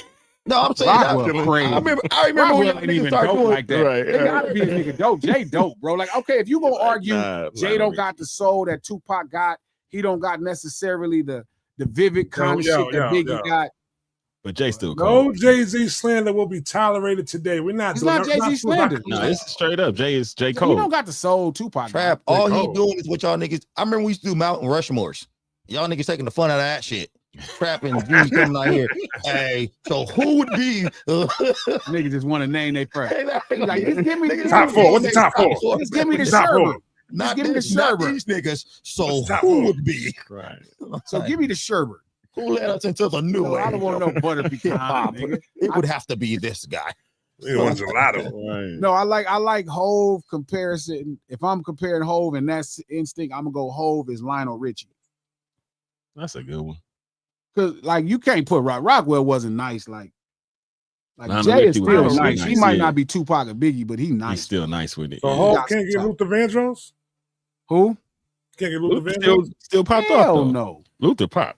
All right, fuck it, man. I got to do it because y'all niggas be tripping with this shit. Thing anyway. Trap, all right, man. I know you probably about to get off right now after I say this. Who? But Hove is better than Biggie. Can we stop the bullshit? Oh, shit. Okay. I just got here, B. I just got here, dog. I'm sorry, but come on, no, man. Can we stop with that nonsense shit? Only way I can say Hove is better than Biggie is for the fact that we just got more from Hove, though. But I think, like I tell people all the time, though, nice, bro. The jump that you seen Biggie go from ready to die to life after death, I seen Hove go back. Like Hove declined from reasonable, to me at least, from reasonable doubt for you going forward. I don't think, you know what I'm saying? I ain't see him get better like that. I guess I think Hove got better. I think Hove became got better? a efficient record writer. Yeah. Okay. He's still. I think you can see things as an MC when you become a record writer. I think that's what Ice Cube happened to Ice Cube. And then sometimes you get so locked in that it becomes the flow and the melody of what's happening. And you don't have as much energy to put emphasis. It's why when like when somebody would come up with a melody for a song and then you write the words into the song. Like Jay is the kind of person that put it like this, right? Jay ain't never say a line again like, cause I keep one eye open like CBS. He never said another line like that again. You can compare it to that. Yeah, but he made it more simple for niggas to digest, though. No, I think he started to put, like, he's in the record business as well as he makes records. I think he became a better record writer. So yeah, definitely. Me and Trap been arguing because Trap is like, the words mean so much to him.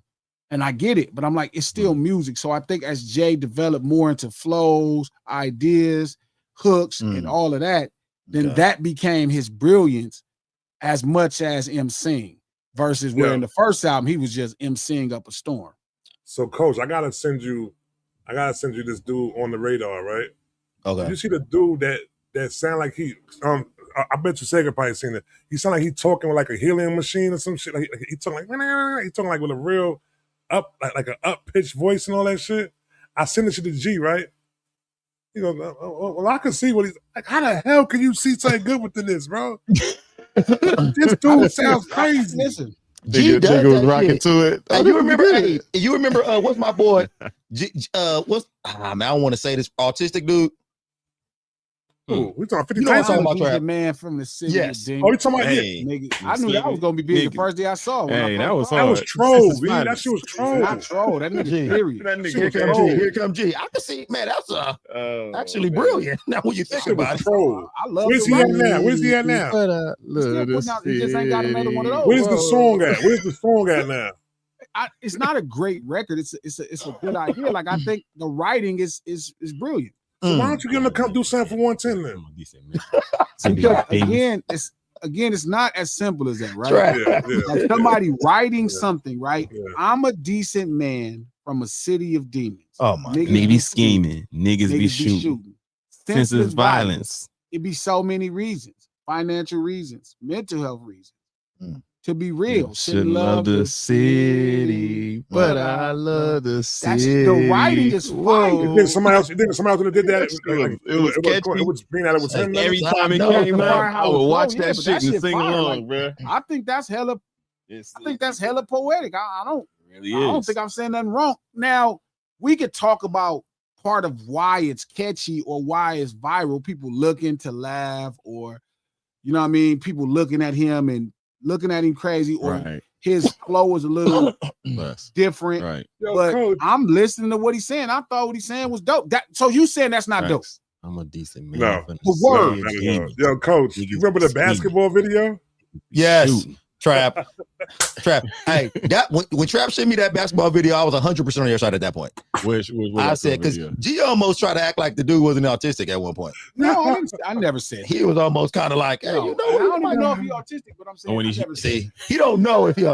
So when I seen the basketball video, I said man. Autism. I said, okay, it's autism. And I ain't talking about nobody autistic. Hey, I got autistic family members. But this autism. Yeah. The basketball video was crazy. But all I'm saying is see something, say something. You know, that was crazy. Basketball video was crazy. Shout out to Mr. Crickets. Thank you for the $10. There's a reason why the lunch table is the only membership I have. Appreciate you, G Square Beard. I'm trying to keep it real, man. I'm trying. Yeah.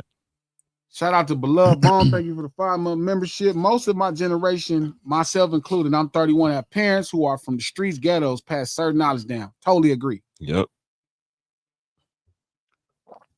Totally agree. But I do think they gave you kind of like a version that's digestible. Like Coach give his kids. What's happening, right? What's happening, right?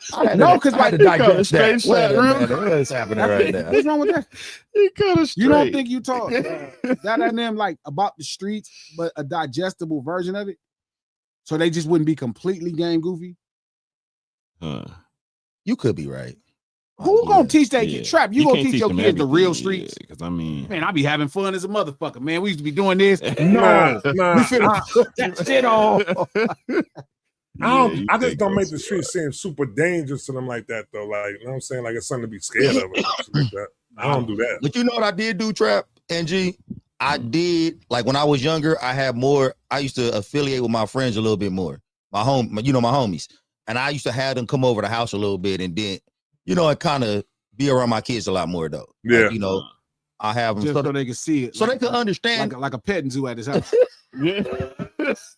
Here are my Here are my street We niggas. just making it sound terrible. I But I just was like, yeah, you know, meet some of your uncles and shit. You know, I went out my way to let them meet some of their uncles and Come some of my walk in the homeboys living and room, let shit. them Nigga, see you like, on yeah. the plate. Don't feed the street. I was just like, hey, Don't come feed over here and pet this crib. No, this a crib. Yeah, come over. This a blood. Come over here. Pet them. Come pet these. But no, G making it terrible. He making it sound not terrible. terrible. Shout out to Kasha. Thank you for the 20 check dollars. Hey, Glasses, Coach, Trap, Sega, and the lunch table. What up? What's up, Tasha? LT? I see that The what's most up. funny man. woman Dude. at the table. The most desired woman at the table. Man. Tasha, thank you for the 20 Tasha, check dollars. Tasha. Kai, a Oh, here go gentleman. this shit. Yeah. The Breezy, thank you for love the $5. My table. dad grew up poor in the South. Mom grew up poor in New Haven, PJ. Same struggle, different worlds, different survival skills and street smarts. Facts. Yeah. Connecticut? Shout out to Kai. Thank you for the $2. My lady, Natasha. Yo, And you mean Yo, so yo, much how'd you to sing it? me. Yo, how'd Yeah, you why you sing didn't it? read G? that? Hold on. why you didn't read You It that? read sing like it. the title of the album. Why you didn't My read lady, that? Why you? Natasha.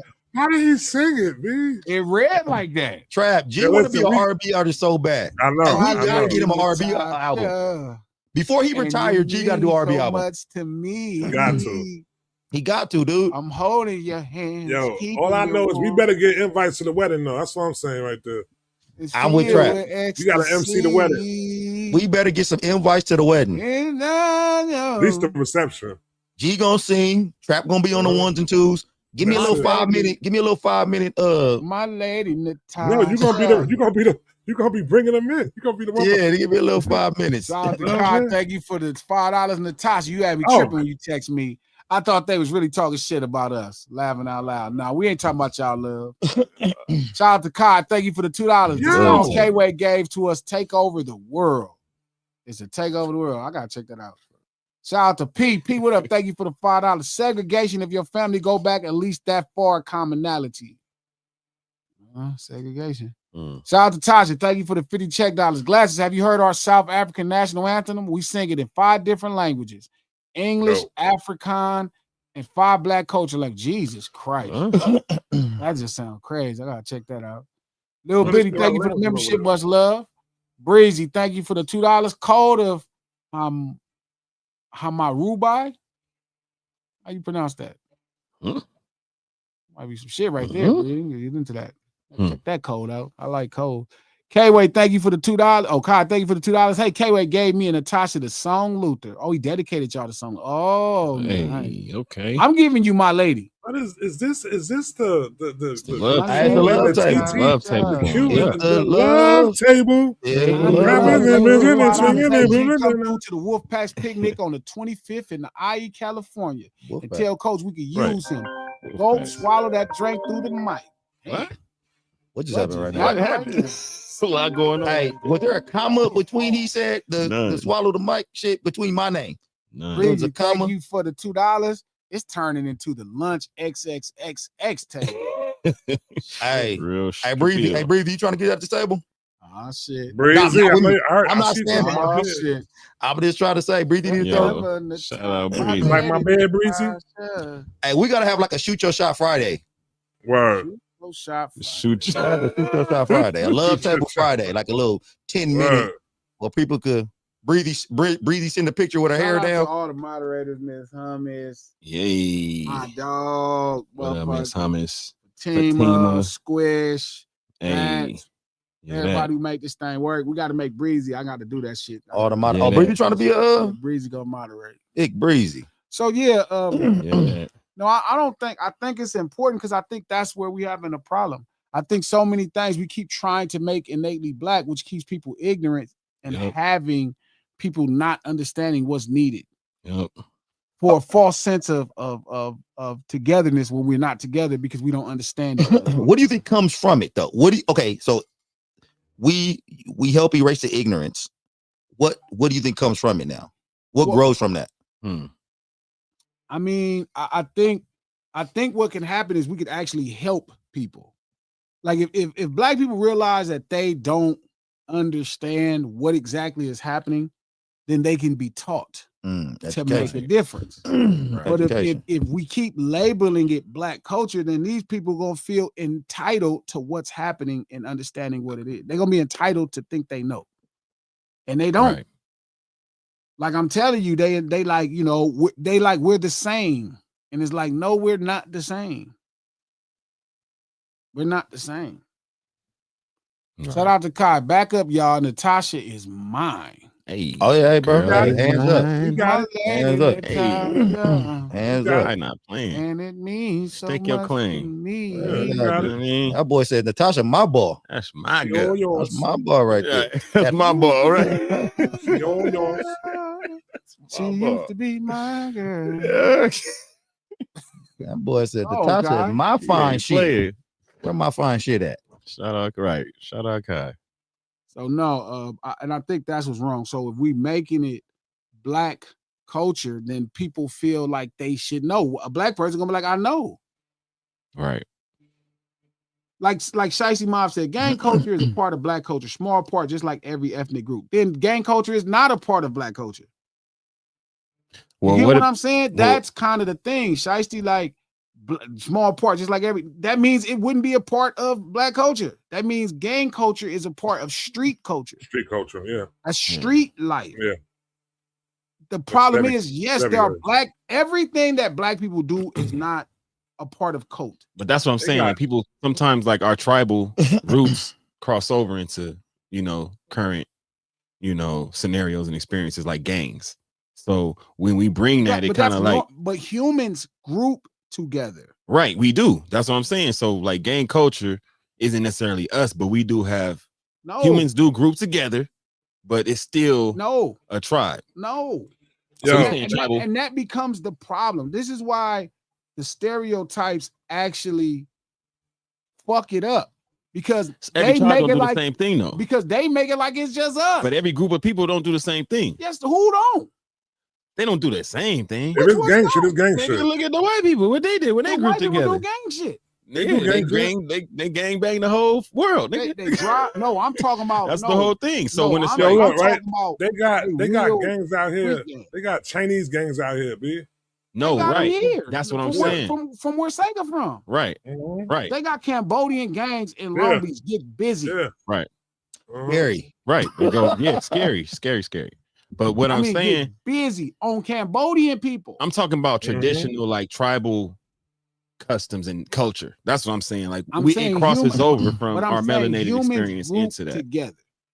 Right, you're right. It's important to understand. It's important to understand. But not every group does the same thing. Yes, they do. Nah, we may group together. I'm gonna tell you because we may group together, but it's not the same organization. Any street gang does the same thing. Street gangs. Any gang bred from street. Right, but what I'm saying is that the street, without like a lot of the street culture, there are some nuances of street culture that have come from or originated from the black experience. No. You don't think so? Hell no. None of it. Unless you're gonna call the Black Panthers or something like that, though. But they wasn't a street gang. Because like some aspects of just of community that we are tribally. That's what I'm saying. I understand everybody groups together, but everybody don't group together the same. Yes, they do. Nah, every last person in the street. Now, in the sense of like there's family, yeah, we all got family and shit, and we all, like I said, we still go through our struggles, but that experience is different. Still. Why are y'all so desperate to believe that you have some kind of connection to just? Like, just every humanity has a connection, has a common thread. I understand, but so then why are you trying to specify the things that everybody share? Well, I'm just saying, like, when we group together, we don't all do the same thing. Like, what do we do different? We ultimately do the same thing as far as when we form that body as a function and everybody's doing something, but the common function of that organization is different. A tribe in Africa is different from a tribe in we're not talking Southeast Asia. You know what I'm saying? But we're not. We all group together, but they still have different. But we're not talking about that. Like now, here we go. We go into a space to where people. This is how they exist in their ignorance. What you mean? Because that belief that there's some understanding. No, I agree with that because when we do that, we leap over things that we need to clarify and understand, and then you give somebody the privilege to feel like they're entitled to answer for you when they're not. So I agree with that. Because I'm telling you right now, being black has nothing to do with being street. That's a fact. Yeah, you're right. You're right. But I think some of those street things cross over. Whether no matter whether if you black, you're going to experience some type of experience, street experience, regardless. No, at some point. No, you don't think so? Hell no. Not whether you're a victim or you're a aggressor. No, you don't think so? No. Now, every black person on this plot of land is going to experience racism. I don't know, because they're not going to experience no street shit. If you ask me, I personally like. Okay, so you don't think the streets, you don't think street culture directly reflects like corporate and American culture in general? No, it's not a reflection of it. Like when it comes to American street culture, at some degree, there's a common thread of. You can look at corporate America and you can look at street culture and you can see how somebody from the streets can succeed in corporate America because of the certain threads. I think that's very common in rich and poor people, period. Not necessarily street, but like rich and poor people deal with things from a very primitive perspective. Mm-hmm. You know what I mean? The way they go about solving things. But like this, the hustle your person put in and stuff like that, what you mean? You saying just how they did. I'm talking about what Sega was saying. No, I'm saying like as far as like there's a lot of like for instance in the corporate world, you can rob a nigga, you just gotta word it right. You know what I'm saying? Streets, you can rob a nigga. You know what I'm saying? It's certain things that if you can be cutthroat and handle things in the streets, a lot of our street generals can handle themselves in corporate environments because of what the streets taught them, without having to go to college. You know what I'm saying? Street general. But that's what I'm saying, without having to go to college and shit. So how can that happen if I think it's not different, some type of common, you know what I mean? I think it's different though, because if you end up like Pooh Shiesty, you try to handle streets within the corporate world right there. You know what I'm saying? Right, you can't bring it like that. Right. And have somebody sign you over your contract by force. You know what I'm saying? Right. So it don't really you can't really cross it into, you can't cross the street. But you can still have a street mentality. Like 50, right? And be like, okay, I know I'm not gonna go in here and bash the hustle. But I'm gonna go ahead and I'm gonna trademark your fucking your business because you didn't do it, which is some street shit. I'm gonna trademark your shit, and now I'm gonna get the money from it. I'm robbing you, even though you created it. I'm gonna trademark it because I know. I'm taking over your block, and that happens a lot in corporate world, regardless of the litigation and the, I think that's standard. But it's still some low gutter shit, nigga. That's cold, nigga. I think you keep making gutter shit black shit. No, I'm not saying it's black. I'm just saying that at some point I just think at some point there are some characteristics of the street life that we either enhanced or we implemented, and now people do it. I see what Sega's saying. No, I get exactly what Sega's saying, but Sega's also, again, like I said, he's looking for that string, that line of commonality. He's looking for that underline. He's still looking for it. But I understand what you're saying. But what do we? Sure. So what do we call blue collar crime? I mean, white collar crime. That's not street shit. So what makes street crimes and white collar, like what separates them? Right. Street crimes are done on the streets. So what I'm trying to say is crime, right? Crime is crime. Why are we separating? Like, all right, right. Is that a way that black people separate? I mean, white people separate what we do from. Yeah, but now it becomes a black thing again. It's like crack. That goes into like worse terms like than coke. When they say it's like crack and cocaine. What do they call? What do they call the mob? Organized crime. Yeah, organized crime, right? And then when you have black people, they call that, it's the same shit though, but they call that shit a gang though. You know what I'm saying? Like it's a gang, right? You know what I'm saying? Thugs. So do we not know? And I'm just asking. They do the bullshit. Has street urban become a slur almost, or no? But no, because what's happening is black has become the slur.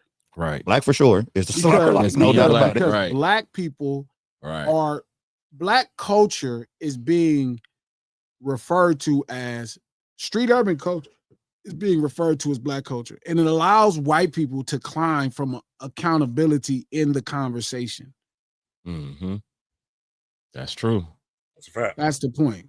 Facts. Like it allows, when we make street urban culture black culture, it allows white people to crawl from up under the burden of accountability.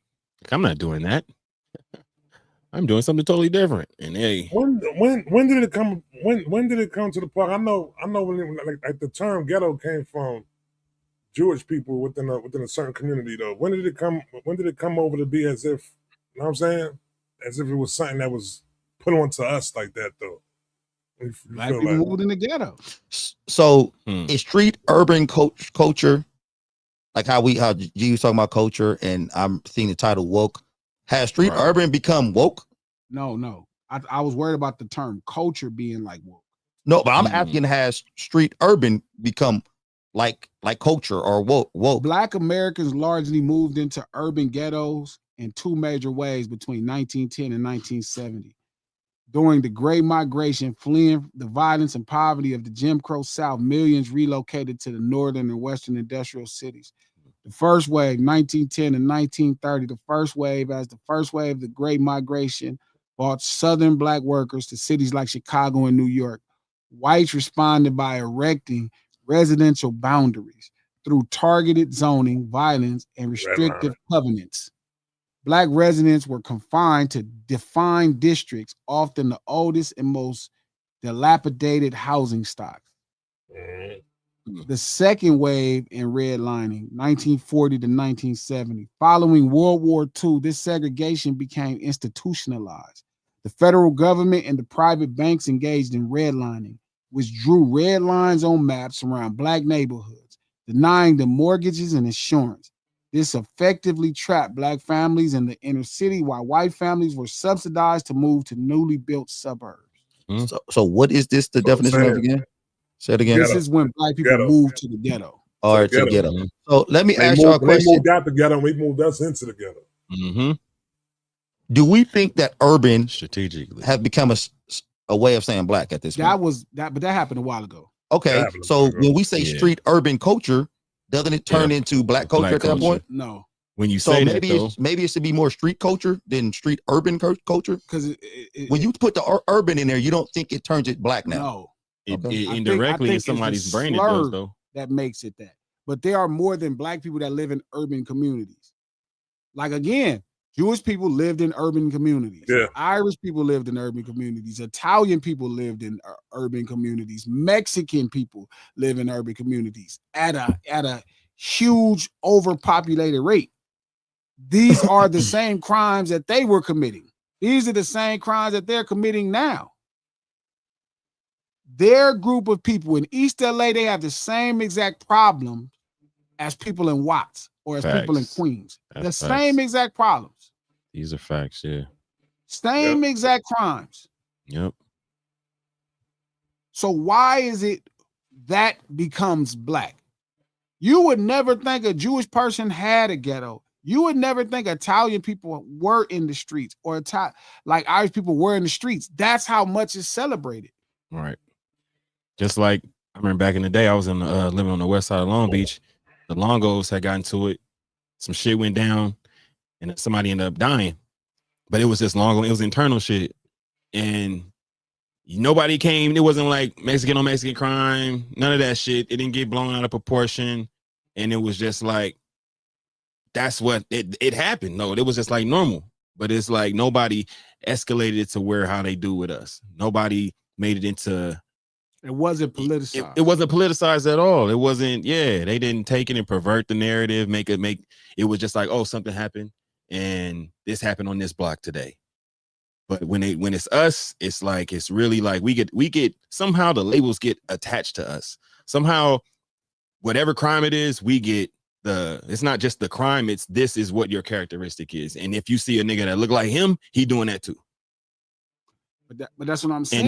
And it's hard to kind of, the issue becomes just black get conditioned by that shit. Yeah, right. That shit crazy. And then so black people keep thinking they can explain it and have a say when they really don't understand what's going on.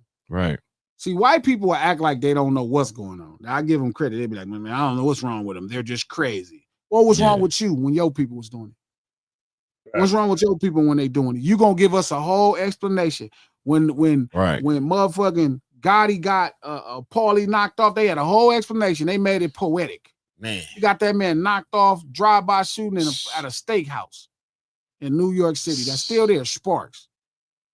Even when you watch these movies, you know how they make these crimes seem like the most intelligent shit you've ever seen. Right. You've seen in your life. Right. Like, they look make how it smart thought out. these guys are. Yeah. Look how these hits were planned out. And it's rooted in racism. Right. Right. It's rooted in racism because they brag like, well, you know, their gangsters be in the city Congress because they white.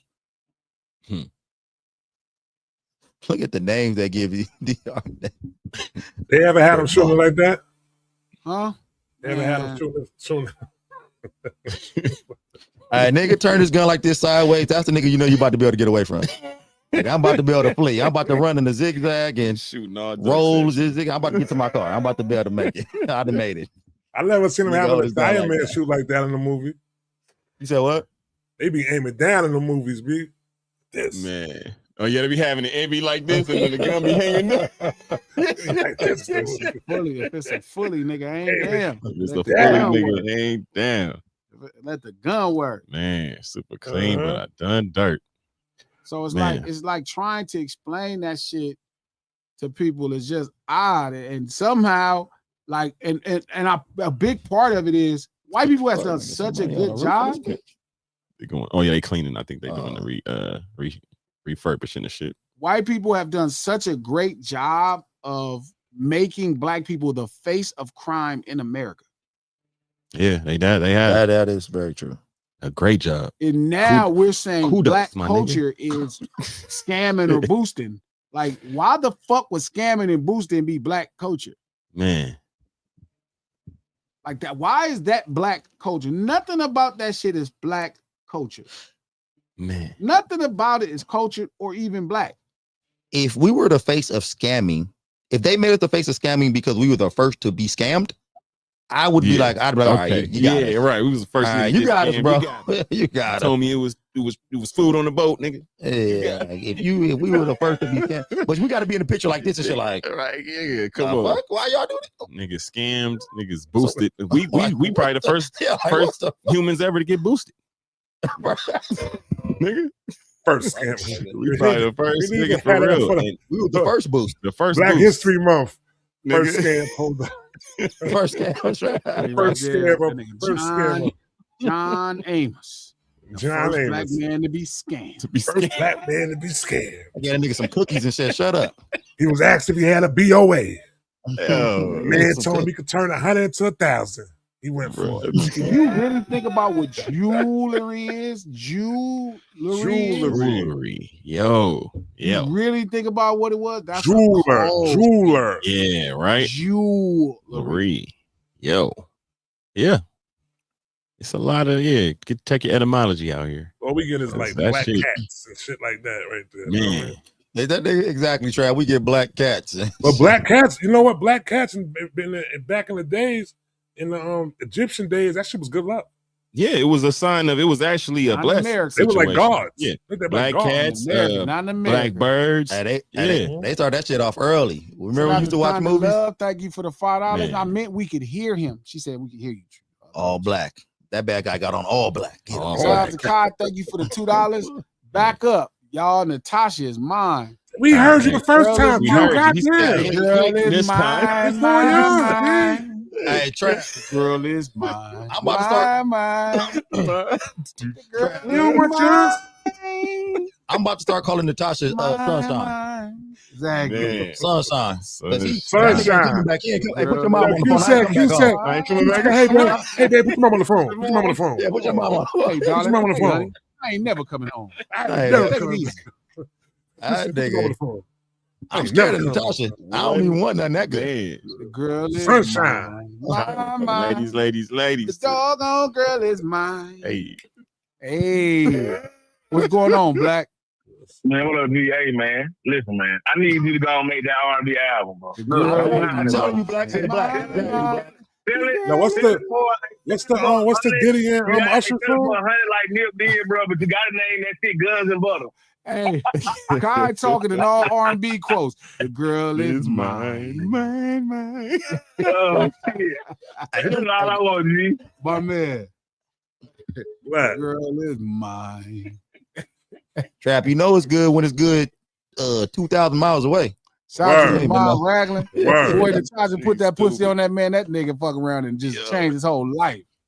And this motherfucker living in South Africa and shit. He gonna be in South Africa. Natasha don't do it to that man like that, Natasha. Exactly. I'll put that thing on Give that it to him man over like the phone. Right. Hey, you know it's good when you turn to a hunter. good at Man. That nigga turned to a hunter Nigga gatherer. out there with Bow like spears. this. Gatherer. Used to race and shit. He out there with spears hunting for food tonight. Is. Good afternoon. It's breezy. Hey, now what's happening? Breezy. So it's the code of Hammurabi. Oh, Hammurabi. Hammurabi. I heard that before. Yeah. That's, So that's like your ancient Mesopotamian laws, that's like right. Babylon. Okay. Yeah. Send that to me. Send that to me. I'll check that Is out. this Breezy? Okay. Who's It's this? breezy. All right, What what's up, Yeah. Breezy? Hammurabi.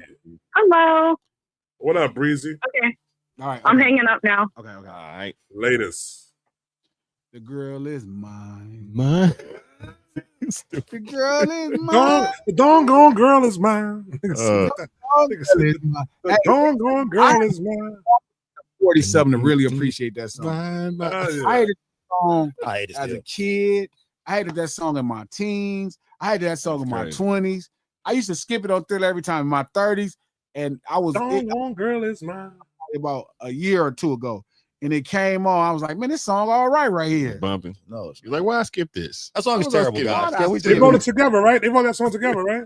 Yeah, I love Mike. I love Mike, but that ain't it. that's so I fire. used to like it Doggone even more girl is back in the mine. day. Now It's I'm actually like, kind of rising to It's be my crazy. favorite song on Thriller now. What Oh, the? God. No, Probably G, number stop 3 that. right that's there. crazy. The doggone girl. As soon as I heard that shit as a kid, I said, I don't like that.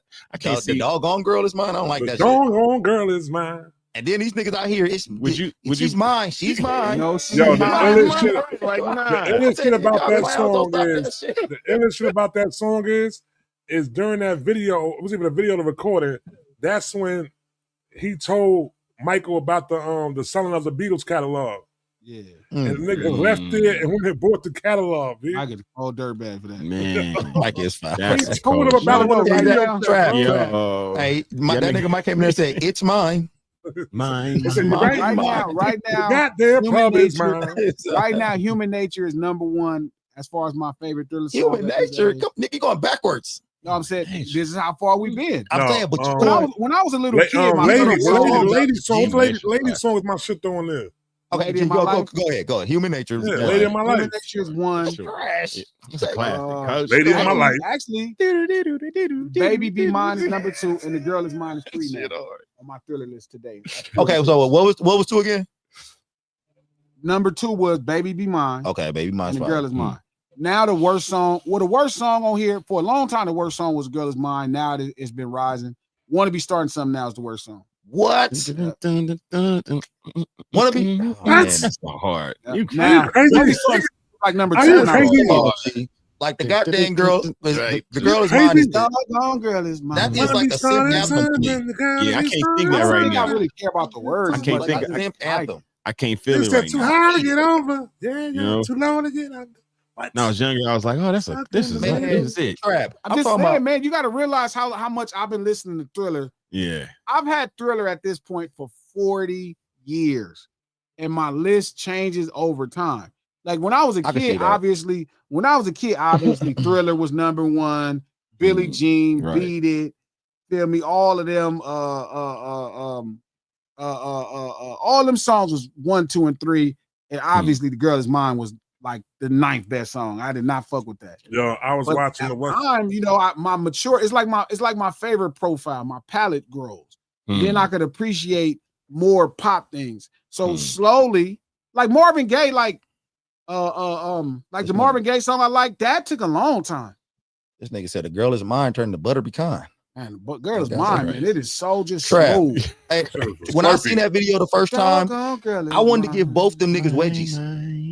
Like I wanted to take their lunch money. Like I was like, look at them sissies. Fuck fuck are y'all talking about? Get over it, girl. Exactly. She's mine. Your She's homegirl is mine. I mine. love that Yeah, song. It's not really I just like it. It's It's got a vibe this though. smooth- It's definitely a smooth. They It's mixed smooth. it to perfection, written They to hit that perfection. shit, and I'm Yeah. like, okay, I Real can fuck with shit. this. Yeah, Yeah, they did. both in this shit. They did that. They both. Doggone girl is They mine. both in that. Goddamn Goddamn song about a train. Yeah, it's just one of them ones. I'm sorry, that was crazy. Shout out to Lamar Raggan. Thank you for the Run the $2 train, trap. How nigga. much you want for the who beat? The who, what, where beat? Zero the trade on it. DM me. We talk about it. Let's talk Shout out turkey. to Ugg. Thank you for the $5 on the road for the algorithm. My dog. Black the Bishop. Thank you for the $10. Man, I moved my kids to a different area, and the first and one time an ice cream truck slid through, they didn't know how to stop it. I heard Bill Duke in my head loud as fuck. Right. Exactly. That's what I'm trying to tell Coach. They didn't know how to stop the ice They cream. don't know about no fucking ice cream truck. They're like, what the fuck? Bruh. Ice cream truck, donut truck, tamale. Shout out to Miss Hummus. Thank you for the $5. Shout out to me. 1,260 subs and monetized in 3 months. I want to thank everyone in the chat who support my channel. I Okay, truly Miss appreciate it. Miss Oh, Hummus Miss Hummus. blowing up. Oh, yeah, Miss blowing Hummus. up like the world trade. Miss Yeah, Hummus. that. Hey, Hey, Miss was that a Yeah, Miss disrespectful line? Summers. Blowing Yeah, up that like was the a world little- trade. I don't know if That was you a could. I Biggie mean, Yeah, it because is a Biggie line. Biggie Yeah. be saying crazy shit. Okay, That's what's what a good place that I could blow up? Blow What? up For like what? For Miss Summers? No, blow up. a Miss good Hummus place blowing up you like could that. say without them censoring it. the White House. Blow up like Black Wall Street. Wow. They Wow. won't censor you, nigga. I'm glad Now, you're blowing up. congratulations, Summers. That's what's up. Miss Blow Hummus, up like Miss Rosewood. Hummus and the Hummingbird. Blow up like Seneca Park. The homicide unit. Shout out The Miss homicide, I like the yeah. homicide. units also. unit. Shout out Homicide. to Breezy. Thank you for the Homicide. $2. It's getting steamy. Let's keep it PG-13, fellas. Let's keep it. The girl is mine. Doggone PG. girl is mine. PG. Just My right G. Raggan, thank you for the $2. Bad or Thriller? Want to be starting something is fire. Want to be started? Bad That's is Thriller. fire. Bad is man. Bad is so fucking grossly overrated. That is a little overrated. It Like, is. Grossly- Bad was great when I was a little kid, but as soon as I grew up, I was like, man, this shit ain't got I nothing. always liked it bad because I think I told you before, they shot the music video inside when my mom used to work in that same train station. Oh, J crazy. Street, J Street Borough Hall. So she was there That's when they crazy. The shot song Bad is actually whack. Your bud is mine. it. That's why Yeah, Prince that's said crazy. that's why Prince That's said right there. it's supposed to be It's just saying, waiting for it to get quiet as fuck. Your bird is mine. Like I said, let all these niggas stop talking The right first now. Let me line, clean your this up. buddy- Bad when I mine was a is little kid. crazy. Bad is like sherbet, rainbow sherbet. Your bud is mine. I used to love Bad. See, Pay the price. when it gets you, but you're nothing. When it gets you, cause I'm back. I'm back. You know. You know. What the fuck is going on around here? It was I'm about. back. It was a great win. It was a greatly written song. But I'm gonna say The this right. choreography was crazy. You know it. bad. You know you had You to skate. know You it. thought you was about That to nigga skate like pointed the at Wesley nigga. Snipes. I Yeah, said your butt is mine. your bud is mine. That's why Prince said he ain't do it. You heard that, right? That's why Prince turned it down. You can't say your butt is mine. That's what Prince While we got did. our back to you. That's what Prince Prince said he said. wasn't gonna do it because You of know, that. it was supposed to initially be a duet supposed to be a between Jeff duet. and Michael Yeah. Jackson. Yeah, Prince Uh, wasn't Prince said, fucking wait with a that minute, first line. off, who gonna sing this line? Hey, Trap, imagine sitting in a room with three niggas and we got our backs to this nigga. And then they just whisper out all, your blood is mine. It's quiet as fucking here. What's my favorite I song? almost shut the fuck up. What you talking about? What you talking about, Mike? He was singing this That nigga Yo, saying, Mike, your you blood bugging right. is You mine. I got my back bugging to right you. now, Mike. My butt is mine. Hey, My you butt was is mine. dancing. You was What's dancing. my favorite You song? had your skates on. Okay, my number one favorite song is Every nigga was in front of me, though. on Bad is probably My butt is mine. Liberian girl. no Dirty Diana's number one. Right. Dirty Diana's number Dirty one. Diana. Nigga, Dirty I know Diana. that. I don't give a fuck That what he was say. I big. know he talking about Dirty Diana Diana. was hard. He can kiss my ass. Nigga. That Hey, song Trap, was that's hard. when Dirty Diana, that's how I knew how I wanted my women, nigga. That song was hard. I know he's talking about Diana Ross. He can make every excuse up in the world. That song is about Come Diana on. Ross. I said, give me something a little filthy. He got down Let and me dirty read for them lyrics. sure. A little gonna get dirty. Yeah, about read them lyrics, nigga. Yeah, Dirty I know this Diana. nigga- Dirty Diana Ross. Diana. And that video was crazy. This nigga just Diana Ross. No, No, what's Stage the other going joint? He was crazy, chasing the Glenn girl Bond. around in the video. Not that the was crazy. not the one with everybody in it. The other one. When he was on the Which one? street.